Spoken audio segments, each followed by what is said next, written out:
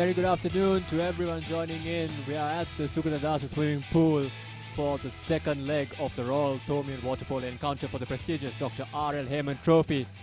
Of course, these two schools clashed head-to-head last week in a thriller of a game. St. Thomas's College narrowly edging out the victory in the under-19 encounter, 9 goals to 8. So certainly all to play for here as we get ready to kick things off for the under-15 encounter, where St. Thomas's College also enjoy a 4-goal lead, leading 9-5. We're waiting on the players to come out for the under-15 encounter. They've just finished their warm-ups and gone in to get ready for their main match. Of course, the under-19 match will be kicking off at the end of soon after the under-15 match finishes. So stick around, we've got plenty of action coming up, and we'll be back with you shortly as soon as we have some live action.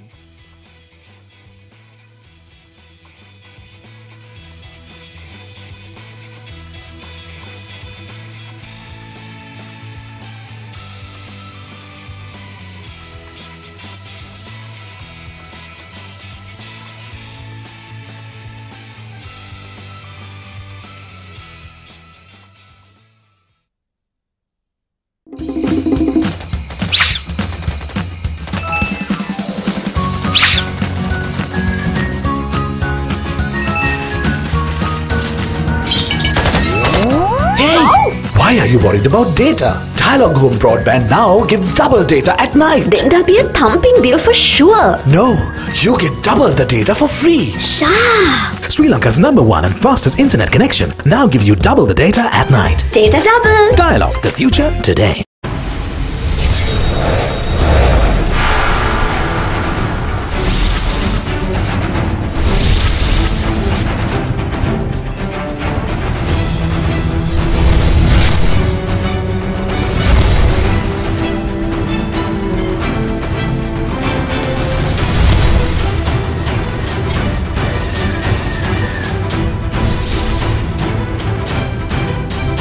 Sri Lanka is now connected to the globe like never before. The 100G Plus Bay of Bengal Gateway Submarine Fiber Optic Cable now delivers the single largest infusion of global bandwidth to Sri Lanka at a capacity of 6.4 terabits per second.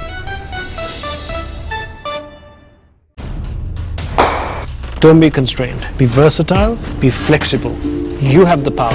Set talk time, SMS and data quotas to match your style and enjoy the full potential of your mobile package. It's my plan from Dialog. Absolute power to you. To create your own plan, visit www.dialog.lk/myplan or call 1777 for more information.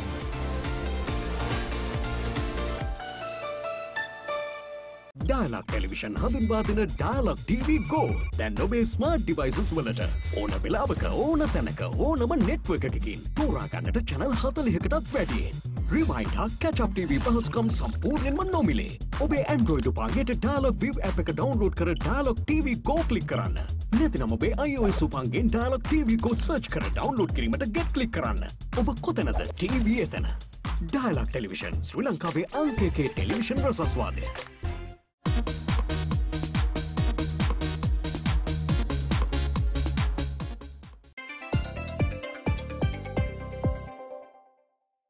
Video ලෝකේ රේසිසේ සැරිසරන්න Dialog වෙතින් ලංකාවේ වාසිදායකම night time data package GB 3ක් රුපියල් 95කට activate කිරීමට INT 95 type කර 670ට SMS කරන්න ශ්‍රී ලංකාවේ අංක 1 සහ වේගවත්ම ජාලය සමග live එකම connected live එකම smart Introducing the Ultra 99 postpaid package from Dialog.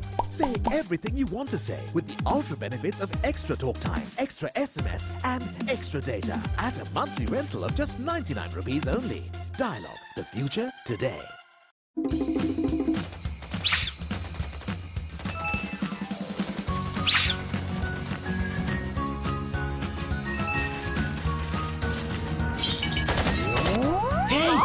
Why are you worried about data? Dialog Home Broadband now gives double data at night. Then there'll be a thumping bill for sure. No, you get double the data for free. Sha! Sri Lanka's #1 and fastest internet connection now gives you double the data at night. Data double. Dialog, the future today.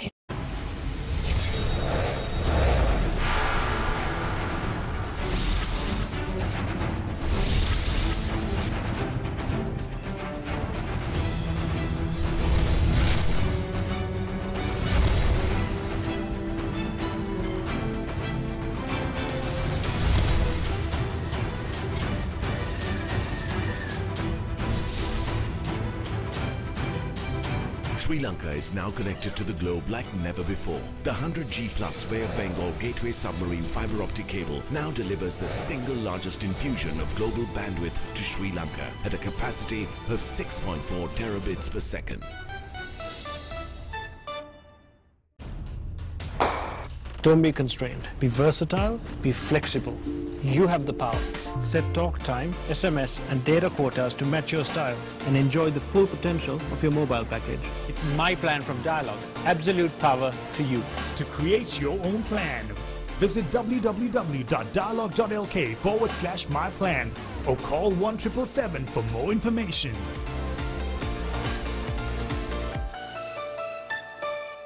Dialog Television හඳුන්වා දෙන Dialog TV Go දැන් ඔබේ smart devices වලට ඕන වෙලාවක ඕන තැනක ඕනම network එකකින් තෝරා ගන්නට channel 40කටත් වැඩියෙන්.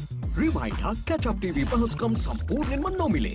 ඔබේ Android උපංගයට Dialog View app එක download කර Dialog TV Go click කරන්න. නැතිනම් ඔබේ iOS උපංගෙන් Dialog TV Go search කර download කිරීමට get click කරන්න. ඔබ කොතැනද TV එතන. Dialog Television ශ්‍රී ලංකාවේ අංක 1 television රසස්වාදය.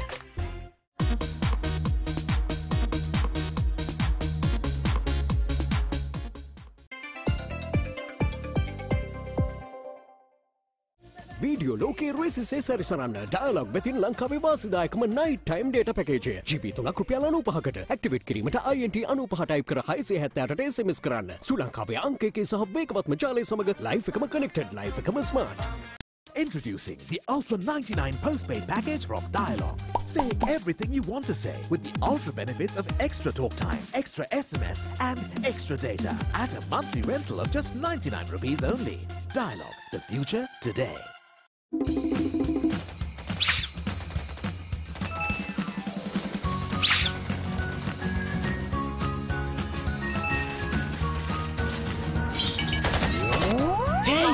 Why are you worried about data? Dialog Home Broadband now gives double data at night. Then there'll be a thumping bill for sure. No, you get double the data for free. Sharp! Sri Lanka's #1 and fastest internet connection now gives you double the data at night. Data double. Dialog, the future today.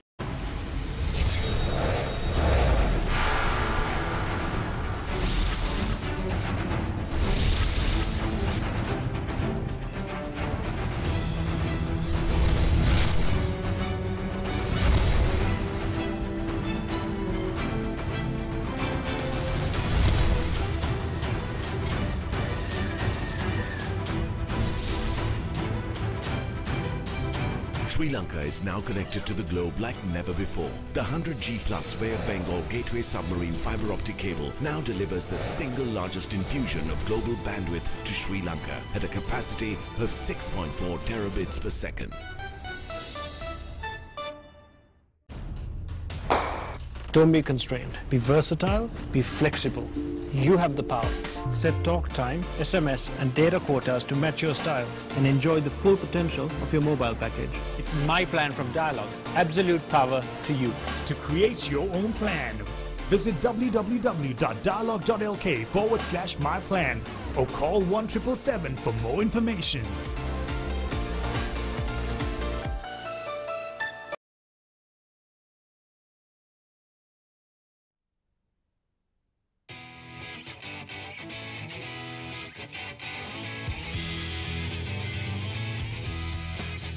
Welcome back, ladies and gentlemen.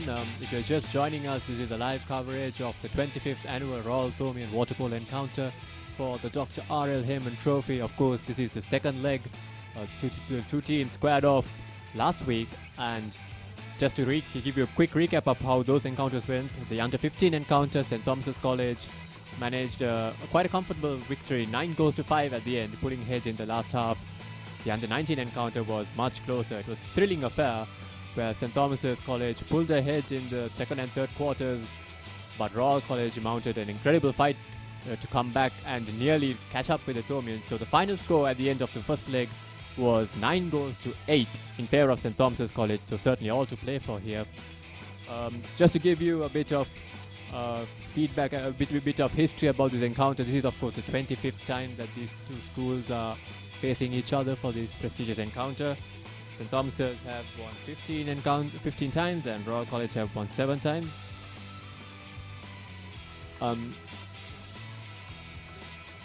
The under-15 encounter, which is about to kick off in roughly another 15-20 minutes time, is of course just the starter course, as if you, to put it. We're still waiting on the two teams. We're still waiting on the two teams to line up and carry out the formalities of shaking hands and carrying out the college songs. And we're still waiting on the two teams.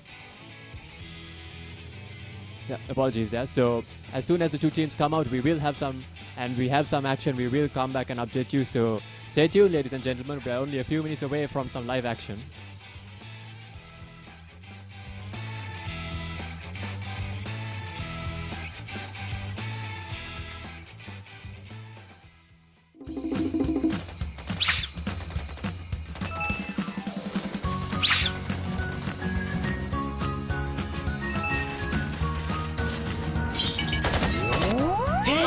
Why are you worried about data? Dialog Home Broadband now gives double data at night. Then there'll be a thumping bill for sure. No, you get double the data for free. Shah! Sri Lanka's #1 and fastest internet connection now gives you double the data at night. Data double. Dialog, the future today.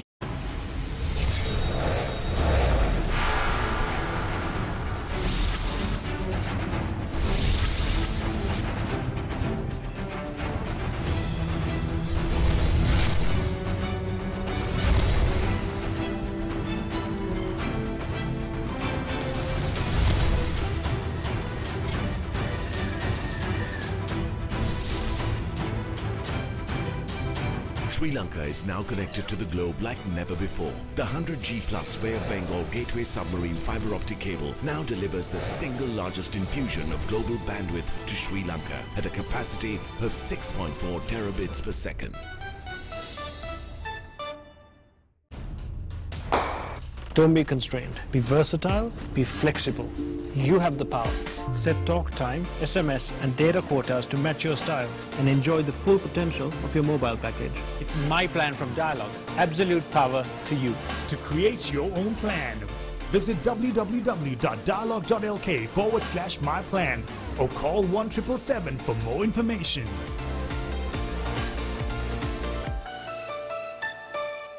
Dialog Television හඳුන්වා දෙන Dialog TV Go දැන් ඔබේ smart devices වලට ඕන වෙලාවක ඕන තැනක ඕනම network එකකින් තෝරා ගන්නට channel 40කටත් වැඩියෙන් Rewind හා Catch Up TV පහසුකම් සම්පූර්ණයෙන්ම නොමිලේ. ඔබේ Android උපංගයට Dialog View app එක download කර Dialog TV Go click කරන්න. නැතිනම් ඔබේ iOS උපංගෙන් Dialog TV Go search කර download කිරීමට get click කරන්න. ඔබ කොතැනද TV එතන. Dialog Television ශ්‍රී ලංකාවේ අංක 1 television රසස්වාදය.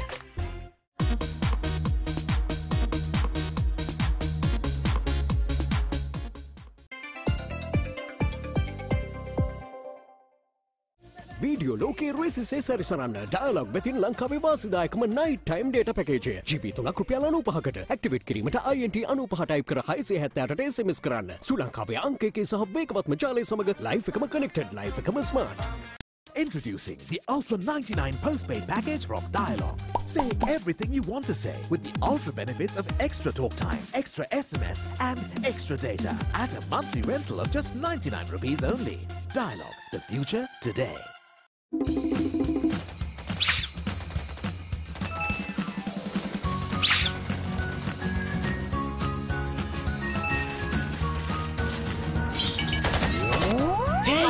Why are you worried about data? Dialog Home Broadband now gives double data at night. Then there'll be a thumping bill for sure. No, you get double the data for free. Shah!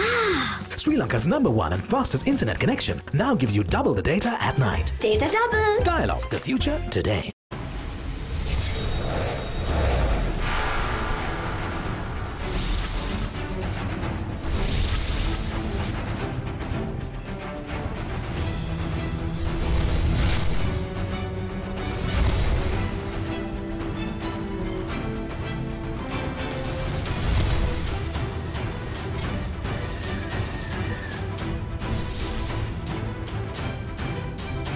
Sri Lanka is now connected to the globe like never before. The 100G plus Bay of Bengal Gateway submarine fiber optic cable now delivers the single largest infusion of global bandwidth to Sri Lanka at a capacity of 6.4 terabits per second.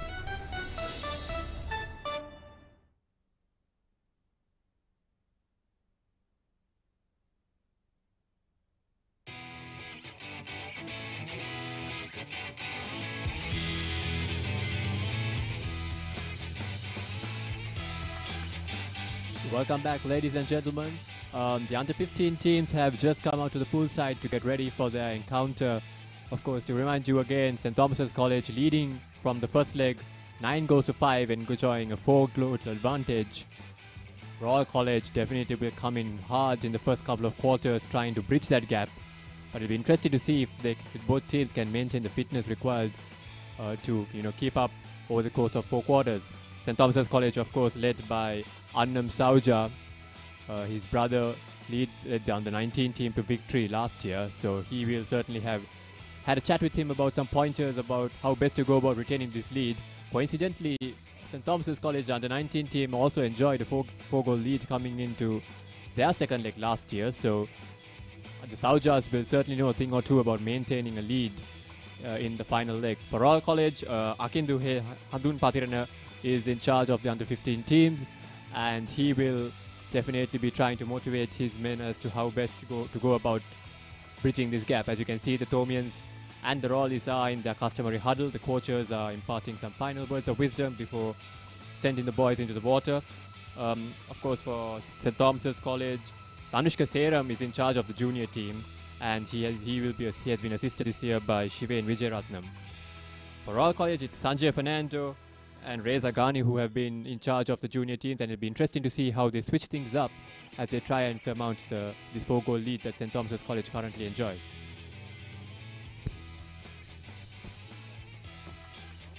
I'm joined at this time by Shanaka Amrasinghe. Hello Shanaka, good to have you here. I want to catch up some thoughts about last week's games and what you thought about it. Thanks, Pamoke. Great to be here once again. The 25th HAYMAN. It's come a long journey since 1991, and clearly the under-15 game and the way that this tournament has been organized really is a fantastic testament to the spirit of water polo between these two teams. But looking at the last couple of games, of course, it looks like St. Thomas's will be the favorites today going in, but Royal love that tag, don't they? They love to be the underdogs. They love to upset the black and blue party. So I think motivation-wise, Royal will lack nothing. They have nothing to lose when they come out, both in the under-15 game and the under-19 game. So we should see some entertaining water polo from them. Definitely, Shanaka. And it's an interesting point to point out that in the first leg, tactically, it was Royal College certainly had their shots on target. They were able to get quite a number of shots off, but I think more than anything, it was a stellar performance by the Thomian goalie. He pulled off at least 10 incredible saves during the course of those 4 quarters and was really the difference. So it'll be interesting to see how, whether he can maintain that kind of form today, and if the Royalists would maybe change things up a bit about the angles of shooting perhaps to try and circumvent this wall that seems to be between the 2 goalposts.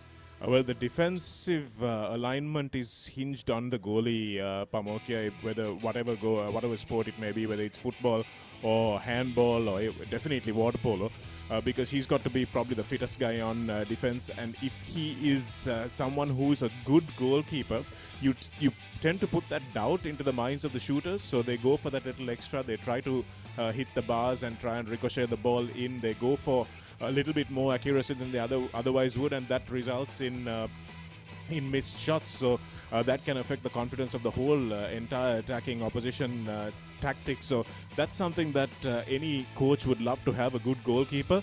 And if he's high on confidence, then once again that's going to be a huge factor in today's game. You saw, I think, Jose Mourinho complaining last week that he couldn't beat side the Stoke, I think it was, that he couldn't beat.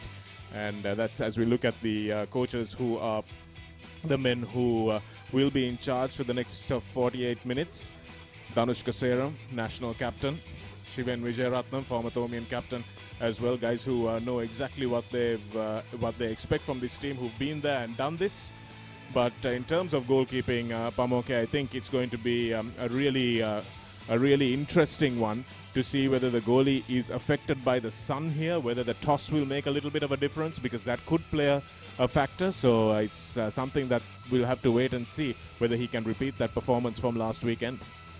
Definitely a bright sunny day, of course, and the sun will definitely affect the team, one of the teams. As we see the Royal huddle, one final huddle before diving into the water. Sanjay Fernando and Reza Ghani just imparting some final words of advice to the young boys before they jump in. Another point, Shanaka, that I want to talk about is the fitness levels, because last week we saw these young boys, they really gave it their all in the first couple of quarters, but then going into the third and fourth quarter, the intensity, the pace of the game slowed down a little bit, and we could really see the Thomians, they pulled away in the third and fourth quarter because they seem to have the better fitness. So perhaps that will also play an important part today. I think that's a little bit of a reversal from the under-19 game, the senior game that we're waiting for as well, because there I think Royal are the better swimming side. Here St. Thomas's may have the better swimming side. So that's something that coaches also need not panic sometimes. You need to realize that it's a 4-quarter game, not a 2-quarter or 3-quarter game. And we've seen this so often in other sports where teams can't play 90 minutes or 80 minutes and play really well for 60 minutes and then don't go on to finish the job. So there's no point in playing a really good half of water polo. If you play 4 average quarters of water polo, then you're more likely to win the game. So it is something that teams can come back. I think Royal also really credited themselves by that 9-8 margin by coming back late on in that game through their superior fitness. So once again, I think the St. Thomas's team, if they go out into the lead, should not imagine that this is a lead that can't be caught up, because the rules are such now that you really can come back from even 5 goals down. So it's going to be a very interesting tactical tussle for the coaches to realize who they save for the last quarter, who they save for the third quarter. Do they use their substitutions early if they've got a lead? That sort of thing is going to be what is a real game of chess between Dhanushka Seram and Sanjay Fernando, the head coaches of both these teams. Of course, we see the Thomian team. The Thomians are lined up and ready to dive into the water. Royal College seem to be a little more relaxed, a little more laid back, not quite ready to get things underway, and quite a crowd filling in, Shanak. Of course, we expect full capacity by the time the under-19 game kicks off, but it's very nice to see, a number of people turning up even for the junior games at this point. Yes, Ismail, the Lianagay Trophy has been a pretty hard-fought encounter even back in the day, Pamokia, because I remember there was a huge competition to get into the under-15 side, because that was the feeder to the under-19 side. Everybody wanted to get noticed even at that stage before this match was played for a trophy. So even now, I think there's a real intensity in the game of water polo. It's really taken off in both these schools. It's not a fledgling sport anymore. It's a well-established sport. There are several clubs that are playing in the league as well. So there are places for these players to go once they finish their school careers as well. There's a good national program being undertaken. There was a wonderful performance by the representative team that performed in Hong Kong a couple of months ago, or last month actually. So there is a lot of inspiration. There is something for these boys to aspire to. So I think that is what has really changed, and it's good to see the parents and the friends and everyone coming out. If one of your classmates is playing, I'm sure the entire class turns out. So that's a wonderful sight here at the HAYMAN Trophy as well. This is some of the crowd that we are talking about. I'm sure those are parents, sisters, cousins, everyone who's come to see their little men and not so little men take part in this under-15 and under-19 encounter. Good to see the neutral referees as well. Takes away all the talk and the drama surrounding the refereeing. So it really is, it really has evolved into a fantastic encounter, especially now with this whole razzle-dazzle of the lights system that we've brought in. So it all looks very professional. Definitely, quite an atmosphere here. We've got the ThePapare bands kicking in, the crowd's filling up.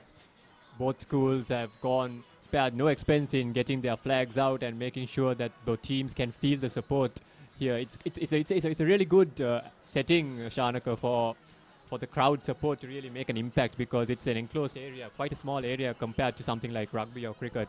So even a crowd of about 500 or so can make a significant noise level and make a significant impact on the teams. Yes, I remember back in the day, Pamoke in 1991, I think it was the SAF Games. Here, you probably weren't even born at that time, but we were watching Julian Bowling swim, and there were a few relays as well that the Sri Lankan teams were taking part in. Indika Sikanda, also a brilliant breaststroker, and it was packed to the brim. The stadium had just been put up in that time, and we were hosting the SAF Games, a big event for the first time here, and the kind of noise that the crowd made in support of the Sri Lankan team was just unbelievable, and that really took Sri Lankan swimming off to a different level. And I think the intensity, as you describe, of the stadium being small and this cauldron-like atmosphere, is just a white sheet of noise for the players, though, but they know that this crowd, and they feed off that energy that the crowd provides them as well. So I hope that the crowd behaves themselves, because we've had trouble in the past, which is why we'd had to move to neutral venues as well over the course of the last few years, just to avoid any sort of indiscipline that the crowd can mete out, not so much the players. And it really is a wonderful sight to see that this stadium is also going to be filled to capacity. We had times back in the mid-90s where people at the science block of St. Thomas's would hang out at the windows of the science block to try and watch the game and stand on the walls of the old pool as it was then, and people filled to capacity, filling up the cricket ground at Royal, actually climbing over the wall from the cricket ground side to watch the match. And it really has been a wonderful evolution for this encounter. It's definitely much safer seating standards by now, Shanak, I think. And the two teams are quite ready to get things underway, but I believe we have a 4 o'clock scheduled start time. And just as I say that, the horn is blown to signal the players to get ready to get in the water. The referees are ready to get things underway. The crowd seems to have found its voice, and we are all set to kick off the second leg of the under-15 encounter for the Mahinda Liyanage Trophy. Teams just saying their final prayers, looking over at the opposition. And the funny thing about this sport is you don't really see 90% of the players' bodies when they're competing. That's not to say that a lot of work isn't happening underwater, but from a spectator point of view, it can seem a little tame, but the players know that that's far from the truth. So the team's just getting set up for the swim ball. For Royal College, it's going to be Omira Lokuge who is going to be contesting the swim ball, and I believe it's the Thomian vice-captain, the captain, Anam Sauja, who will be swimming for the Thomians. And we are underway in the first quarter of the second leg for the under-15 encounter for the Mahinda Liyanage Trophy. And straight away, we start off with a bit of a foul. I believe Royal College are in possession of the ball.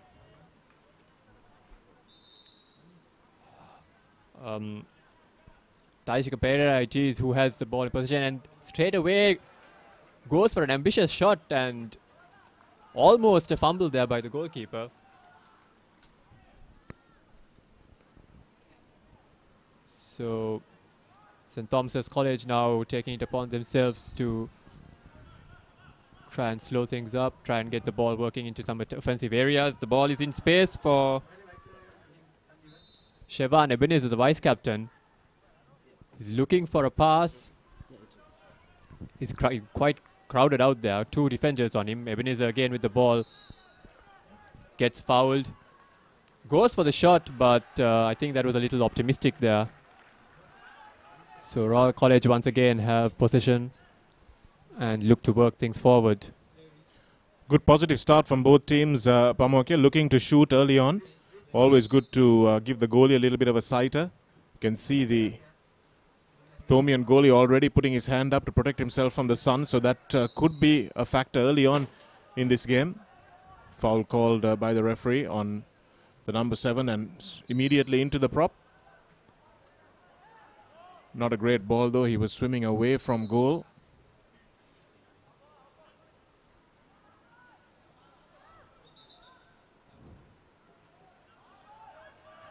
Little bit of a confusing signal from the referees there, which meant that the Thomian team had broken the other way and the shot clock has expired.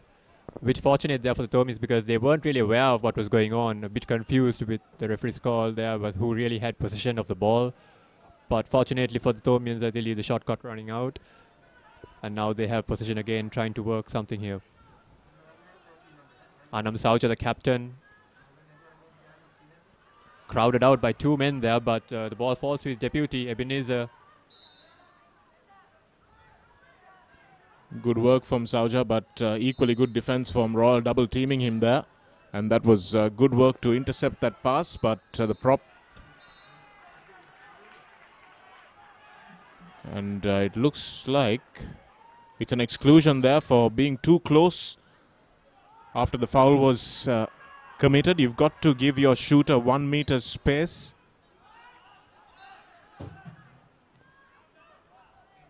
And now the ball is finally in play. Ebenezer with a shot, but well covered there by the Royal goalie and his central defender. Yeah, a bit of an opportunity missed there, I would say, Shanaka. He had the angle to go for the shot, but deflected off the goalie's body. And Royal College now coming in with the ball. The number 3, Daisuke Pereira, is in space. He's looking for a pass, manages to find the captain, Akindu Handumpatirana. It's another exclusion once again. That's the Thomian number 4, Diresh David, holding back Handumpatirana. So Pereira now with the ball. He has space for a shot if he wants to take it, and he does go for it, but blocked out by the Thomian goalie, Saviru Vijay Singh, I believe that is. Not sure that one would have counted even if it went in, because I think the foul was awarded to Handumpatirana, so whether he could take the shot without taking it immediately, I don't know. But here's Sauja bearing down on goal, and it's a great save from the Royal goalkeeper. Made himself nice and big there, and did really well, Bhanuka Veerasinghe, to stop that one. Bhanuka takes his time now. So both goalies have put up an impressive performance so far, Shanaka, both making a couple of pretty impressive saves. Well, saves you probably expect them to make, Pamokya. And once again, good defense on the Royal prop by Dhiren Dias. That was on Kotachi. Good long ball there, finds Seneviratne, who's looking for a pass. Well, that's a good save. Excellent save through the 5 meter shot from Sauja. And the ball goes out for a corner. So good work from Sauja. I didn't have very many options. His teammates hadn't really swum up to support him.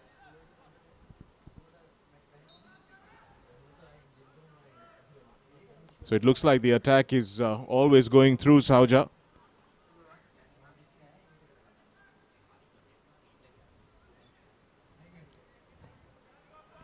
Seneviratne taking the corner, looking for Ebenezer, but unable to connect with the ball, then gets fouled to boot, so it's an exclusion. Ebenezer, the vice captain, there being sent out, and a timeout called by the Royal camp. Yeah, it was a silly foul to concede by Ebenezer there, and the rule has changed recently, Pamokya, to say that any foul in the opposition's half will prevent a breakaway and therefore is worthy of an exclusion. So even a minor foul, if you're in the opposition's half, it will result in an exclusion. Ebenezer should have known that, and he had enough time to get back and defend whatever might have come of that attack from Royal College, but just needlessly gave away an exclusion, and this gives Royal a very good opportunity to get the first score on the board. Perhaps a little bit of frustration there about not being able to collect the pass off the corner, and a bit unfortunate, but now Royal College with the opportunity to make something of this, as we see Sanjay Fernando setting up play here with his young team. So immediate timeout called as soon as the foul occurs, which gives the team to make a set play, because the ball can be taken from anywhere behind the halfway line, which allows the entire team to go up quickly. A good shot taken by the left-handed number 4 there for Royal. That was Nithila Ilukpitia. He was wide open. Not sure that was the play that Sanjay would have discussed, but it opened up for him. He took the shot, and a decent save by the goalkeeper in the end. Yeah. As we see, Ebenezer now finds Sauja. It looks like they have no option but to foul Sauja. It's not a great pass from the captain to Saivendra there, and another foul. So St. Thomas is still looking for a pass, but Smart work there by the number 2, the captain for Royal College, Akindu Handunpathirana, and he's in space now. Looking for the prop. Pass. Oh, fantastic pass. Excellent play from Handunpathirana, the captain there. And the ball put away finally by Nithila Ilukpitia. Found the goalie with his last shot, but there was nothing on that. So we'll watch the replay again. Beautifully collected and shot in one motion there. And that's the kind of play we like to see, whether it's in the commentary box or just from the galleries. So Royal College drawing first blood here in the second leg, pulling things back by 1 goal. Of course, St. Thomas's College still have a 3-goal cushion thanks to the first leg, but certainly the start that Royal wanted. And here's another opportunity for St. Thomas's, and the ball is scooped into the goal by Diresh David. And that's a good bit of following up from him, and we saw Dhiren Dias was the man who came in here and tried to lob the goalkeeper. It was a good option because he knew David was there in the centre forward position, and it was good following up. So a goal followed by another goal, and it's 1 point, 1 goal apiece at the moment.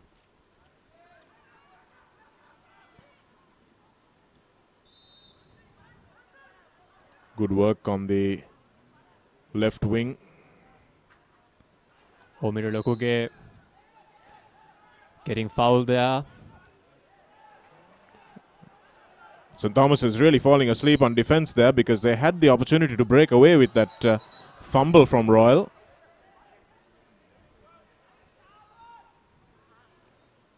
Daisika Pereira finds Ilukpitia, who gets fouled. Ilukpitia takes the shot from far out, but that's not going to trouble Vijay Singh too much. Makes a pretty comfortable save there, and St. Thomas's College once again with possession. Ilukpitia, I think, left with little option there because the shot clock was running down. And another exclusion for number 3. That's Daisika Pereira, his second exclusion of the game in the first quarter. So Sanjay Fernando will have to be a little careful with one of his key defenders. As we see, Dhanushya Seram now taking time out and trying to set up a play here for the Thomians. Must be pretty disappointing for Royal College to pull a goal back, you know, when you have a 4-goal lead that you need to surmount.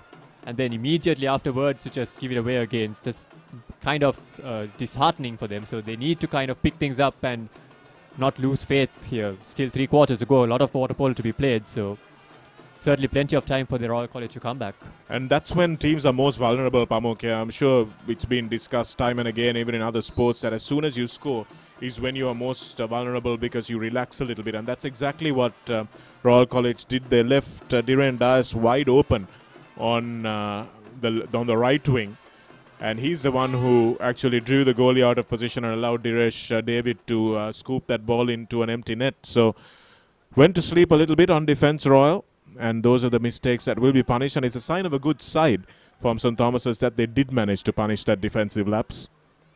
So the boots on the other foot now because St. Thomas's have taken a timeout and have an extra man in attack. Looking for the right wing here. Ebenezer finds Sauja, passes out wide. And shot taken, but there was very little angle there. Charya Kurugalasuri, I believe that was going with the shot, but there was far too many bodies in front of goal. I think they had to find a proper angle. As we see here, the replay. Had an opportunity for a short pass to the number 5 there. Just dropped the ball in front of him and see whether he could find a better angle. But Royal defence well positioned on that occasion. And as we see at the other end of the pool, the Royal number 5 trying to take a shot, but well over the crossbar there. So for St. Thomas's, Shanaka, do you think now it's a matter of kind of parking the bus a little bit, not trying to be too adventurous with the scoring opportunities, or do you still try and go full out attack?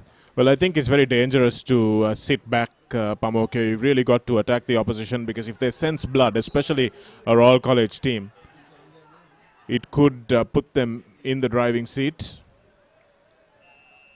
Unless you're trying to win a game, I think you really can end up losing it. So Ilukpitia now getting double teamed there to get crowded out. Really nothing for him to do but go for the shot as we see here. Really no space to work with. So I think the Thomians have identified him as one of the key targets to mark down. Yes, he seems to be one of their key players for Royal. It looks like it's the end of the quarter, is it? Yeah, it yes, is the end of the first quarter there. So 1 goal apiece for Royal and St. Thomas's. Of course, St. Thomas's still maintaining the 4-goal cushion overall.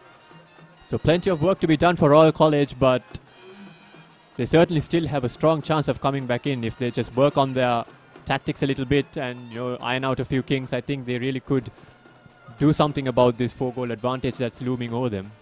But 4 goals gives St. Thomas as a good opportunity, as we see some of the fans that are watching this under-15 game. The coaches, Dhanushka Seram, giving plenty of advice there. Shivan Vijayaratnam getting a little bit of feedback from his players as well. Sanjay Fernando doing the same. So you've got to catch this deficit one by one, Pamokya, for Royal. They can't afford to think of this 1-goal lead. They've just got to look for the next goal, look for the next goal, look for the next goal. So they've got all the work to do. As you said, St. Thomas's can afford to park the bus, but that's a kind of tactic that often backfires. And if you just look not to score and just to pass the ball around, that negativity kind of seeps into your game. So let's hope the Thomians don't do that. What I would argue in the converse is that the 4-goal cushion gives you the opportunity to take a few more risks as an attacking team. So that's something that hopefully St. Thomas's will do. They seem to have a good attack, although Sauja seems to be the focal point of it. The Zlatan Ibrahimovic almost of this team. Yes, of course, another danger is, Shanaka, if you do to adopt that defensive mentality, and then suddenly Royal College score 1, 2, 3 goals in a row, it's very difficult to suddenly switch back on to into attack and try to go for goals again. So I believe, I think looking for goals certainly seems to be the way to go for the Thomian team. I believe Ebenezer is going to be taking a bit of break for the Thomians. Oh no, I'm sorry, he's back in the pool. He was out for a little while, but he's going to be back in the pool and he will be contesting the swim ball for the Thomians. Yes, it's a monumental effort to start from inertia, Pamokya. I'll tell you what, it's really hard work, that swim ball. I think Sauja was the one who kicked things off in the first quarter for the Thomians, but they've changed it up for Royal. Lokuge is going to take the swim ball once again. Interesting technique used by Lokuge. He's lying prone in the pool and takes that start without any kind of momentum. And looks like Ebenezer gets beaten to the ball by Lokuge. So Royal have the first opportunity of this second quarter. Not a very subtle foul by the Thomian number 8 there. That was Melton Seniviratna. So Pahasara with the ball now, the number 11 cap for Royal. Out wide, looks like there's a bit of a mismatch here, Pamokya, with Royal will try to exploit the white 11 on the blue 8. Lovely bounce. And getting a hand on that ball was the Thomian goalkeeper, and he concedes a corner. That could have been much worse for him, Shanak. That was a pretty awkward bounce for him to deal with. So manages to get a hand on it and palm it over the crossbar. It was an excellent shot by the Royalists. That was number 5, I think, Omira Lokuge, who took that shot. Now the corner ball goes back. You look pity it is. Looking for a few options here. And that's an exclusion. Number 5 for St. Thomas's is out. That's Sal Sayendra. And now wide open on the bar is Handun Patirana. Handun Patirana's shot comes off the bar. That's unlucky for him. That is indeed very unfortunate. He was wide open, had plenty of space to take the shot as we see the replay here. Nice height out of the water. And we see Handun Patirana again with the ball. Doesn't manage to get a shot off, but now the number 11 cap, and that is Pahasara it was, wasn't it, Pamokya? Yeah. Outstanding shot and great work from Handun Patirana. He wasn't selfish, didn't go for the shot there, noticed the fast breaking player on his right and managed to find the ball just in the right spot for Pahasara to finish with ease there. No chance for the goalkeeper. And that's the mismatch I was talking about, Pamokia, that Pahasara seems to have a fair amount of pace on his marker. Of course, this is Omindu Pahasara. There are two Pahasaras in the Royal lineup today. So St. Thomas is really messing that one up once again. And the captain, Handun Patirana, putting away his player and staying back nicely. Changes hands, goes for the shot, and once again it's a good save by the Thomian goalkeeper. Manages to palm it onto the bar, and now St. Thomas's through Ebenezer have an opportunity to break fast. Looks like the players are already knackered in this second quarter. Diresh David goes for the shot, but it ricochets off the wrong side of the bar there, so a bit of a frantic couple of minutes there for both teams as we see David's shot. I think it got a little hand, or he got a little hand at the Royal defender, but either way, deflected off the goal, and now Royal College back with possession. Handun Patirana finds Lokuge, gets fouled. Good shot once again from Lokuge. Omira Lokuge. Again there, Shanaka, you should notice Pahasara managed to get away from his defender there, but Lokuge didn't really notice the opportunity for the break. Ebenezer manages to get a hold of that fumbled ball. Will look for Sauja. That's a good pass out to David in front of his defender, but good defense on him coming back was Lokuge. And here's a break happening. And good defense in the end by the Thomians. So Dias now trying to break free, but Handun Patirana comes right on top of him. Foul gets called, so I'm sorry, I beg your pardon. Yeah, that is Dias. Finds Ebenezer now. Ebenezer finally gets the foul call.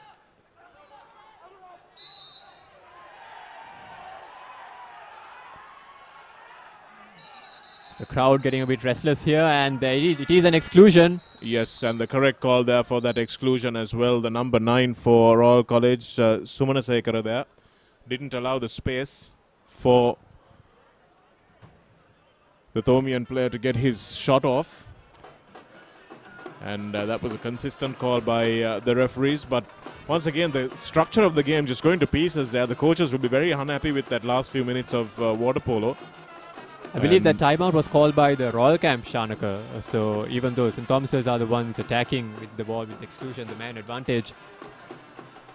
Well, that can't be the case really, Pamoke, because you can't give the timeout to the team which is not in possession. So St. Thomas's should have been in possession. In fact, if there's a timeout called by the team not in possession, it might result in a penalty as well.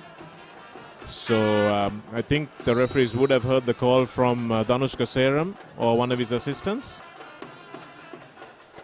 Looks like Diresh David is taken out. So they're looking to go for another option, not via the prop.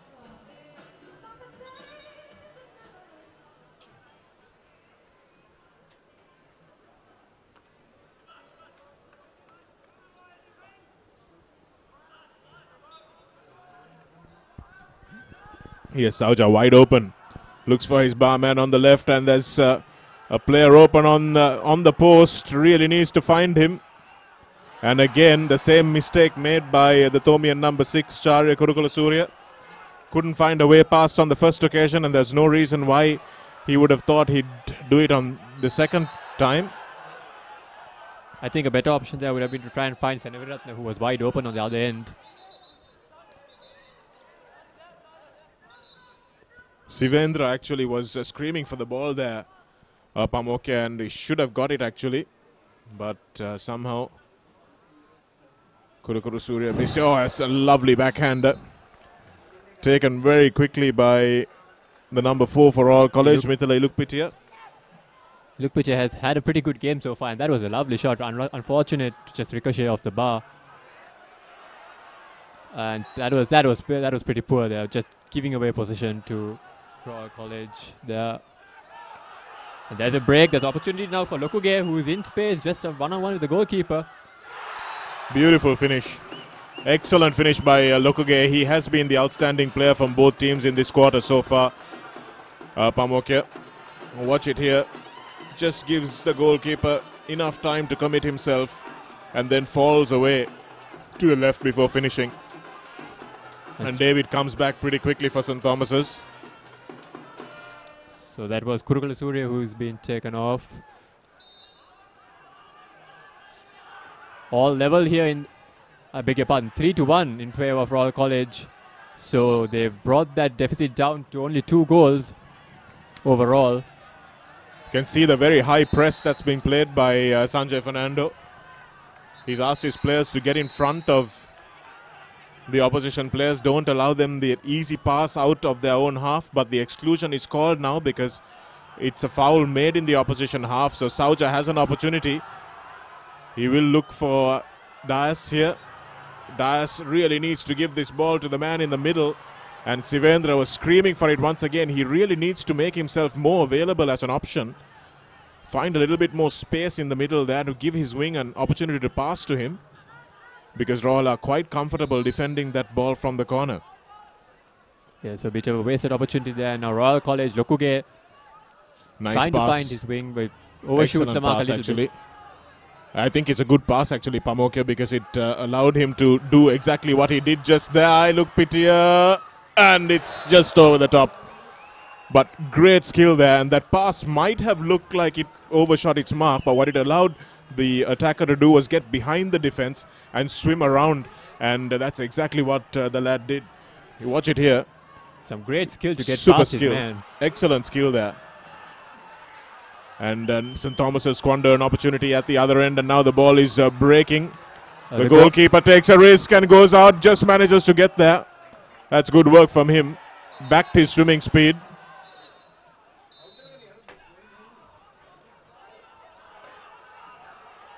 Back to his swimming speed there.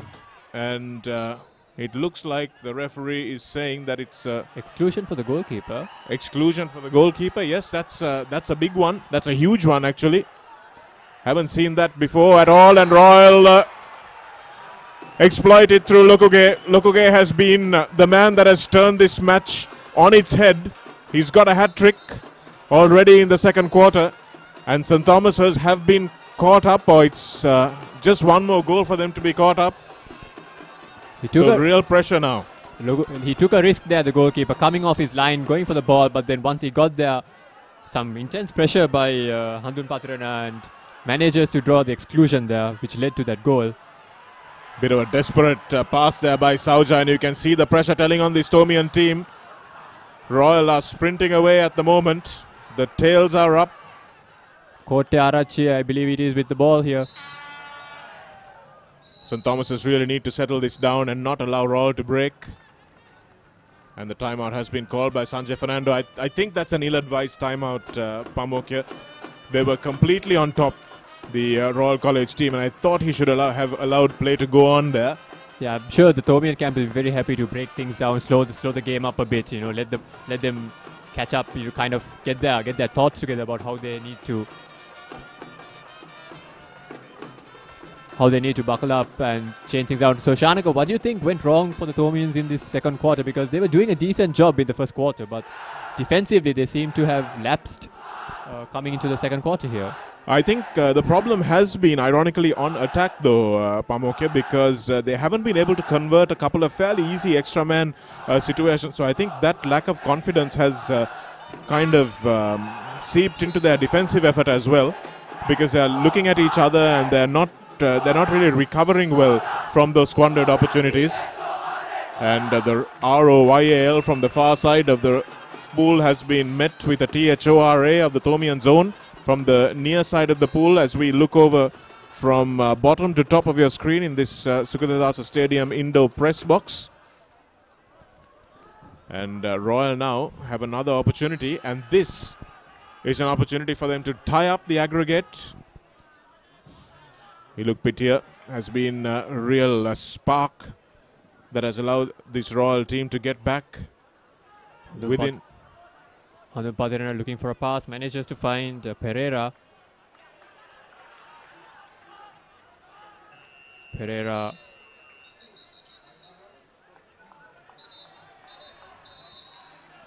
And a silly move from Pereira there. He threw the ball away. Didn't allow the Thomians to break. And now there's another exclusion which the Thomians really have to convert into a goal. They've had several exclusions which they haven't had an opportunity of converting. So Ebenezer there finds Senaviratna out wide.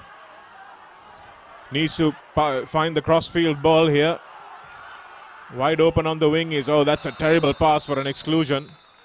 And that's the end of the quarter as well. So St. Thomas is really struggling to find the back of the net in that quarter. And you can see why, because they've been making some terrible decisions on attack.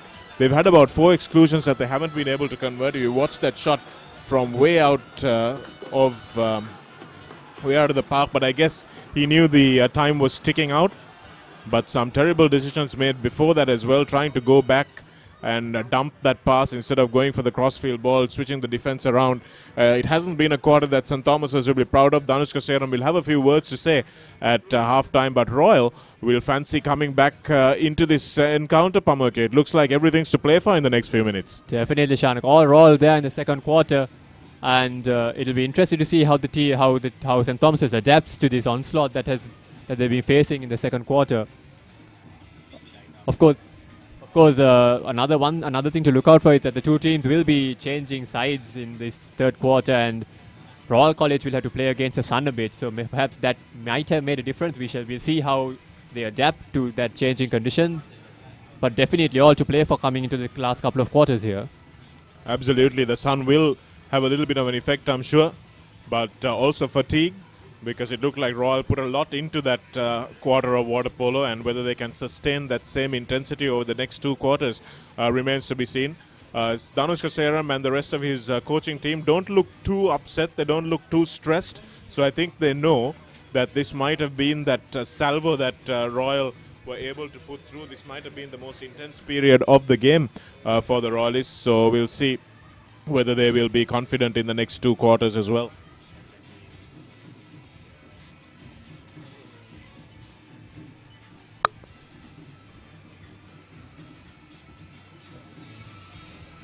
So the crowds are certainly filling up here. We're only halfway through the under-15 game, of course. After this, the big one, the under-19 game, is yet to come, and I'm sure we'll be at full capacity by then. You can see the ThePapare bands there. Certainly add to the atmosphere of any Sri Lankan sports encounter.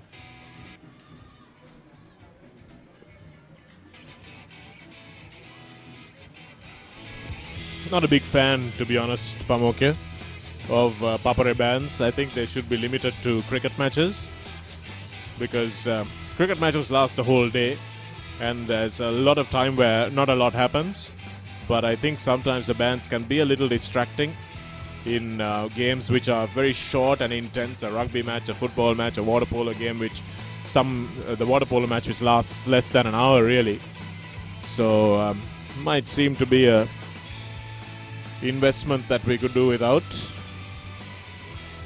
Although I know I'm in the extreme minority in thinking that. I'm certain that by the time the under-19 game rolls around, Shanaka, the ThePapare Bears will be hard-pressed to have their make their presence felt in this stadium, because it gets very, very, very loud. So this is perhaps the only opportunity that they have to make their mark. Well, they've got to play for their supper, don't they? Making sure that their hirers hear them doing their work. And in the break, of course, it's really good, but the problem is if it impedes the players when they're in hearing the whistle and things like that. But I think they're far more responsible now that they realize when they need to play, when they need not to play. So crowd filling up as you predicted, Pamoke.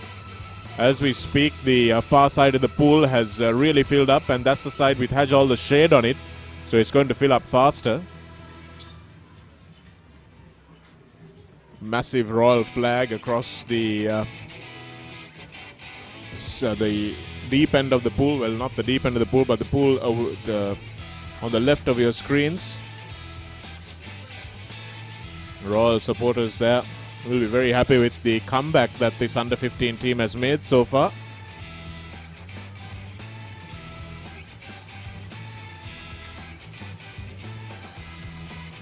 Reza Ghani was so two goalkeepers really in charge of this Royal College under 15 team. Reza was a goalkeeper, as was Sanjay. Both teams getting an intense talking to here at the halftime break. I'm sure a lot of strategies and motivational words spoken in that huddle, both huddles rather. So it remains to be seen if Royal College can maintain that intense performance that they put in the second quarter, which was very impressive, of course, but maintaining that kind of intensity over 2-3 quarters is certainly not easy. But if they manage to somehow pull that off, Shanaka, I think they are definitely in a shot of getting the lead here and going on to win this encounter. I think that timeout that we spoke of in that quarter, Pamukya broke a little bit of their rhythm and their momentum. St. Thomas is really under the cosh, and they didn't seem like they would recover from that particular situation that they had played themselves into. But I think the timeout really helped them regroup a little bit. But we'll see whether Royal can come out and start the third quarter with the same kind of fire that they ended the second one. So the Thomians are switching it up again for the spin ball. Saivendra this time, while Royal College go with Lokuge for the third consecutive quarter. And again Lokuge coming out on top. So Lokuge has been an absolute key for Royal in this encounter so far. Smashed home 3 goals, which put them into the lead. Pasnaika trying to find his captain out wide there, finds Hadun Padirana. Hadun Padirana has been really good as well. Some excellent skill in getting away from his marker, and he's done it again. Hadun Padirana bearing down on goal. Goalkeeper should be able to sort this one out, and yes, it's a ball under, so good pressure from Ebenezer helping out his defender, Dhiren Dias, and looks for the long balls. And Thomases have done a little bit too much of this for my liking. Sauja manages to protect this ball. David, scorer of the first goal for St. Thomas's, and now breaking forward. Oh yes, that's a great goal. Fantastic shot by Diresh David there. The ball goes in off the upright. As we see the replay here, I think he got a little bit of a... Yeah, he did get the deflection off there that threw the goalkeeper off. So a little unlucky there, but the Thomian certainly won't be complaining. Well, it was a shot that would have been on target in any event. But good defense from Royal, but just not enough. Good work again for St. Thomas's. And I think that might have or should have been an exclusion foul, because it happened in the Royalist half, but maybe it wasn't preventing the fast break, which is what the referee thought. Good foul given away there. And the shot from Nithila Ilukpitia being easily defended.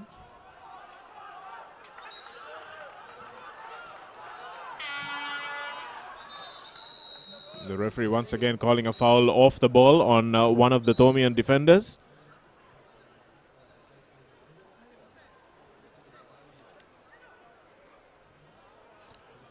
So another timeout, the first one of this half for Royal. So St. Thomas's have clawed a goal back, which means that they've restored a 2-goal cushion, which is something that the coaching staff will be happy about. Of course, as the game progresses on, both teams will start to get the fatigue is going to start to kick in, and it's going to be harder to execute the sort of fast break plays that especially Royal College have been employing over the first couple of quarters. So the Thomians will look to kind of hold on, maybe this quarter, try and hold on to the lead that they have, and the game should probably, if we look at how it went down last week, the game should probably slow down a bit going into the final quarter. Yes, I think it will, but also you might see it open up, and this is where you really need the coaches to be very judicious in how they use their substitutions. Might want to keep one of their key players out for this quarter and bring them in for the fourth one. Again, superb work there. Getting away from his marker was Hadun Padirana, really causing problems down this left wing. And he creates the exclusion there. So the Thomian skipper, Sauja, that is excluded. They switch it up a bit there to have Sauja be mark his counterpart there. But again, Hadun Padirana just too good. and that's good defense by the Thomians, regrouped well. I don't think Royal really played well in that extra man situation. They gave the ball back to the winger, which is probably not the ideal place to have the ball when the defense has crowded you out. So Sauja again with the ball here, bringing it up, trying to find David. David gets fouled there, goes for the shot, but it's off the bar.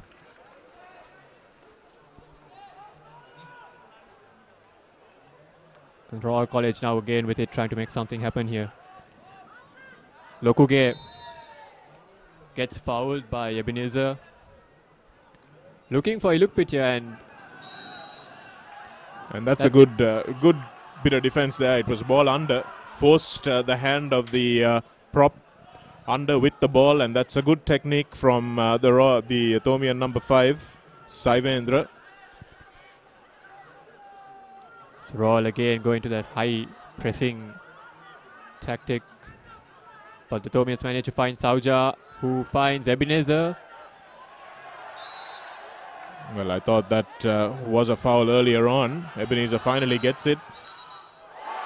Scores the goal, but the referee had already blown.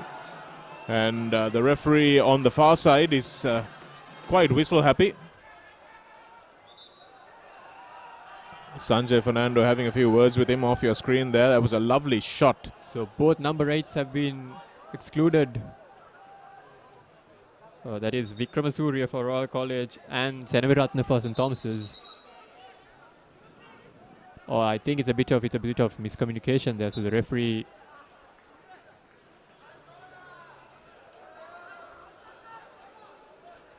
Well, it looks like the goal hasn't been given and they're taking a centre pass. I'm not really sure exactly what happened. I don't think we're the only ones confused in the box, Pamokya. But the game continues, so shot taken from Handun Pathirana.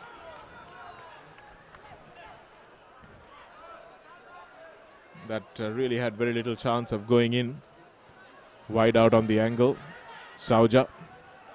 Nice ball.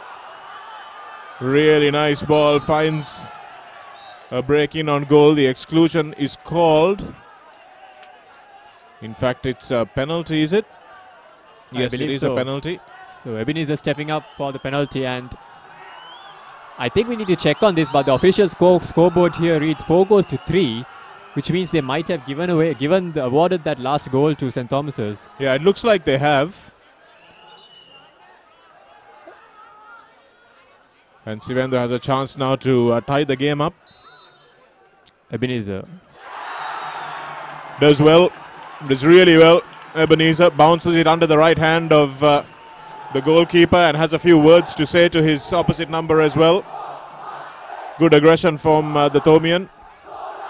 Just reminding the Royal goalkeeper of what the score is, perhaps.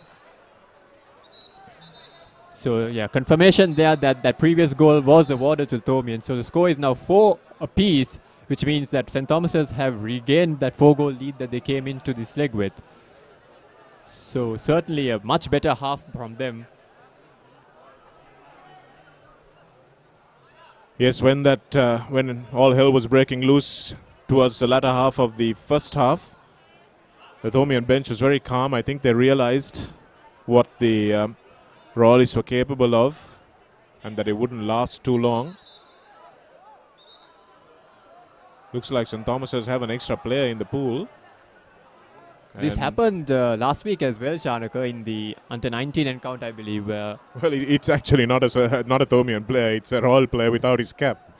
So they finally found his cap, and there he is on the Thomian side of the pool, now drifting back to where he belongs. Of course, there was an incident in the last week's encounter where St. Thomas's had an extra man in the pool, and it was a couple of minutes before anybody noticed. So a few seconds rather. So the referee is just making sure. And Chris Pasara once again trying to escape from his marker, but Senaviratna does well to recover. And now the exclusion once again. Deliberate foul in the opposition half. And it looks like they've taken that goal away, Pamokya, on the scoreboard. It reads 4-3. So I think a bit of confusion all around, and finally the official word has been passed down to the scorers from the umpire's desk, the official's desk. So it is in fact 4-3 in favour of Royal College, which means St. Thomas's have an aggregate lead of 3 goals. And the pressure seems to be starting to tell on the Royals a little bit, Chanaka. The number of exclusions that they're giving away in this quarter is starting to ramp up a little bit. Yes, it is. And I think the referees also need to be a little bit more consistent in the way they're calling them.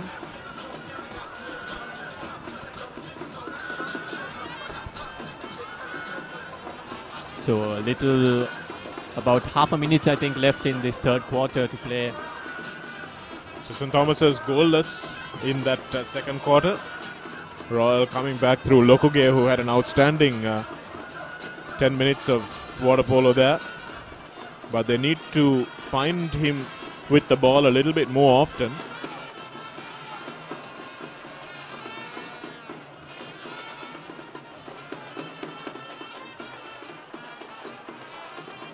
Seems to be a lot of confusion on the far side. Lots of talking to the ref from both teams of coaches.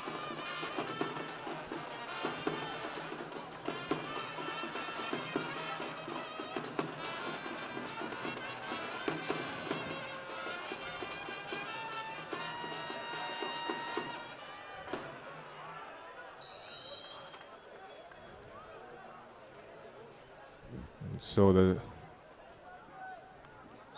timeout is taken and the clock will now come on. So a little under 15 seconds of play left here in the third quarter. Ebenezer looking for a shot but well blocked out there, and Royal College managed to regain possession of the ball. Well, that shot was never really on from that part of the pool on the exclusion. Royal had sorted themselves out in defence well. Seni Ratna gets boxed out by 2 defenders there from Royal. Both teams kind of just lobbing the ball far out here as the clock runs down in this third quarter, but Ebenezer doing well to get across and foul Pasare in an area where he can't be dangerous. It's a good foul given away by Ebenezer. And now breaking in is Lokugale, asking for the ball. Good pass to him as well. Excellent pass. And Sauja makes an important intervention there. And that's a brilliant goal. Well taken goal there by Royal. That was the captain again. That was Akindu Handun Patirana. Smashed it home. Found the corner of the goal. Brilliantly done. And that was good work also from Lokuge once again, who was central to that. Managed to draw the defense out of position. They really need to send as much as they can, Royal, through this man Lokuge. The deficit currently at 2 goals. Sauja looks to find Ebenezer again here, who gets fouled. Ebenezer looking for the immediate shot. Finds the foul instead. Seni Ratna draws the foul well. And the referee didn't award an exclusion there. And here's Dias all alone on the right wing. He's got his angles blocked out, but tries to lob the goalie, but doesn't succeed. Straight pass into the goalkeeper's hands. And now the captain returning from the sin bin. Handun Patirana trying to find Lokuge, but Lokuge not quite aware of the ball, where the ball quite was at that instance. So St. Thomas's College again. The ball there, Saivendra, who was wide open, really should have done better there. Got St. Thomas's within that 1 goal. Handun Patirana with a nice long ball out. And that's the kind of ball that they haven't been finding. That's a great goal. Fantastic goal from Kote Arachi. That's a very, very difficult shot to execute. and lobbed it right into the corner, the little number 7. And Handun Patirana has really been finding some good crossfield passes. That's a lovely shot, absolutely picture perfect. Perfect accuracy there from Kotarachi. And just like that, Royal College once again just one goal behind the Thomians in aggregate. So all to play for now. Lokuge. Kotarachi is swimming away from his defender. And now Lokuge is all on his own. Might take a shot here. St. Thomas's get to him just in time and Ebenezer makes an important foul.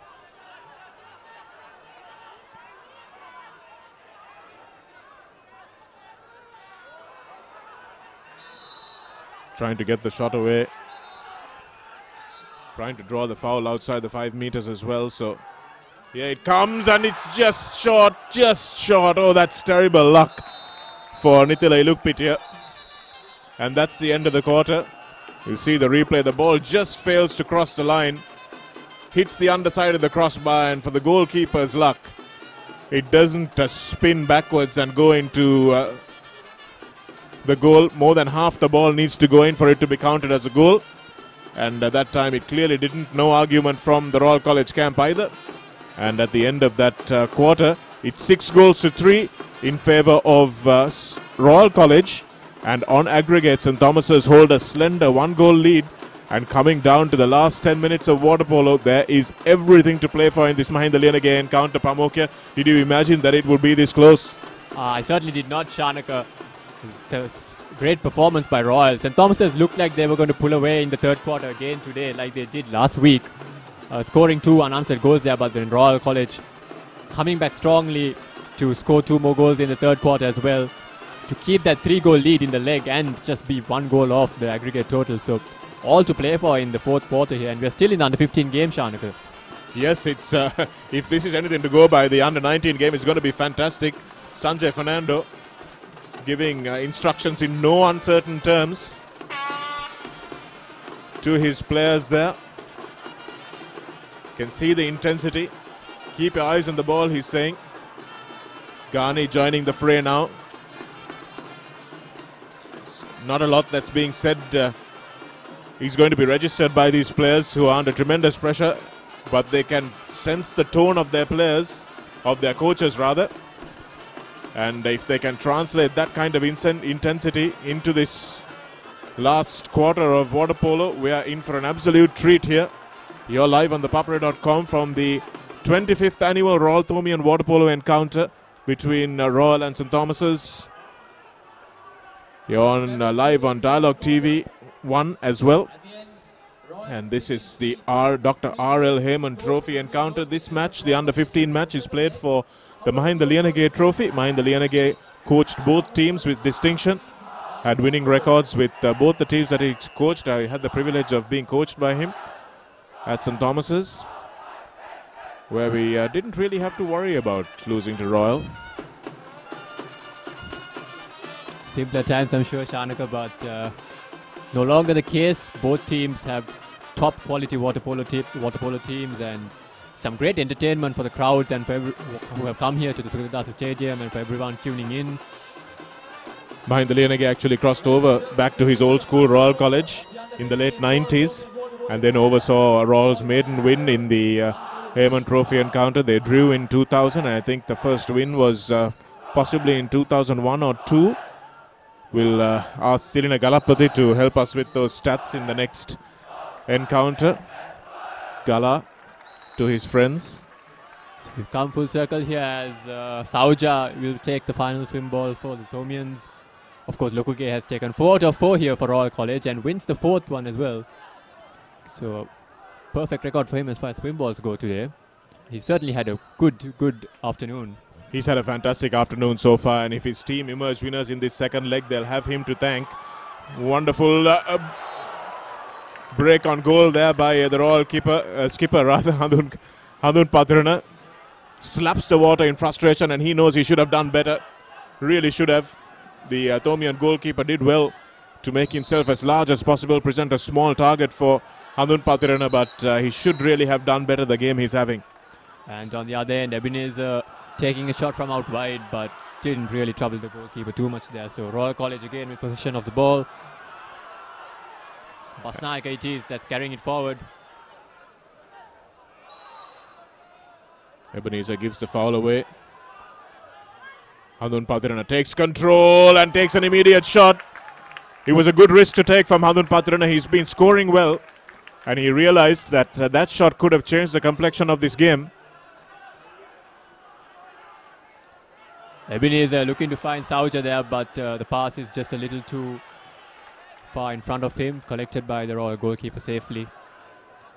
Sauja seems really tired, Pamokya, because he didn't react very fast to that at all.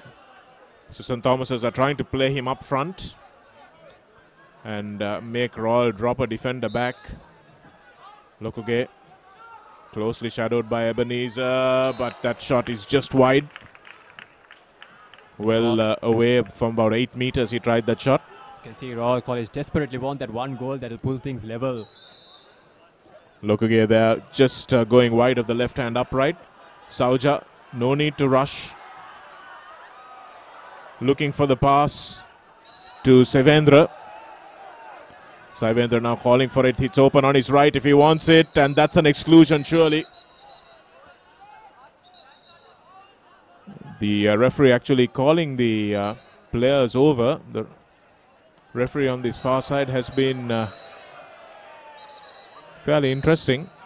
So a double exclusion is called. He's quite a whistle-happy referee. Haven't seen him at this encounter before. The second exclusion was on the side of the Thomians there. I think that was a little bit of miscommunication, Shanaka, because I think he thought that the referee was asking for the ball.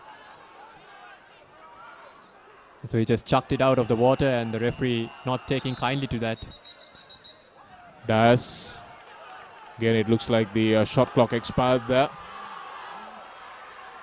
Isika with a good long ball across, diagonal ball across the pool.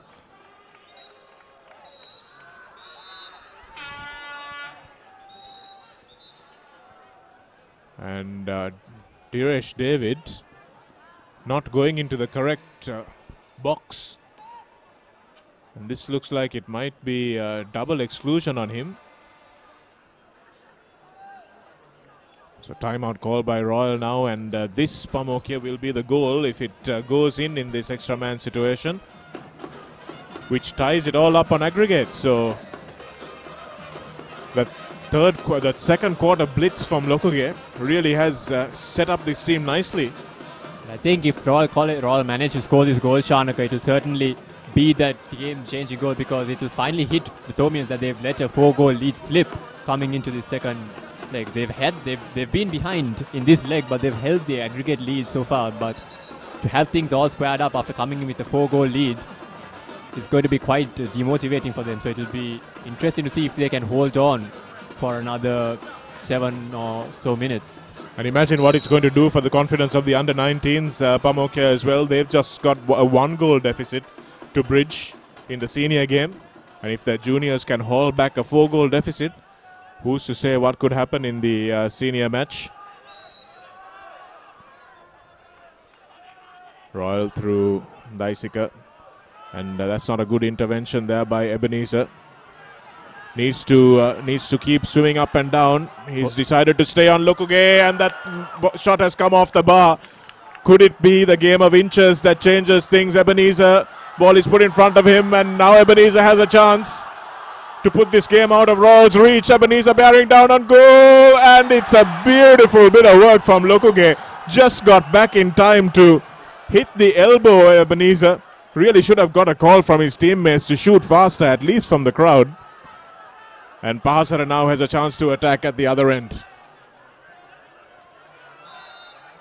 Good foul given away there.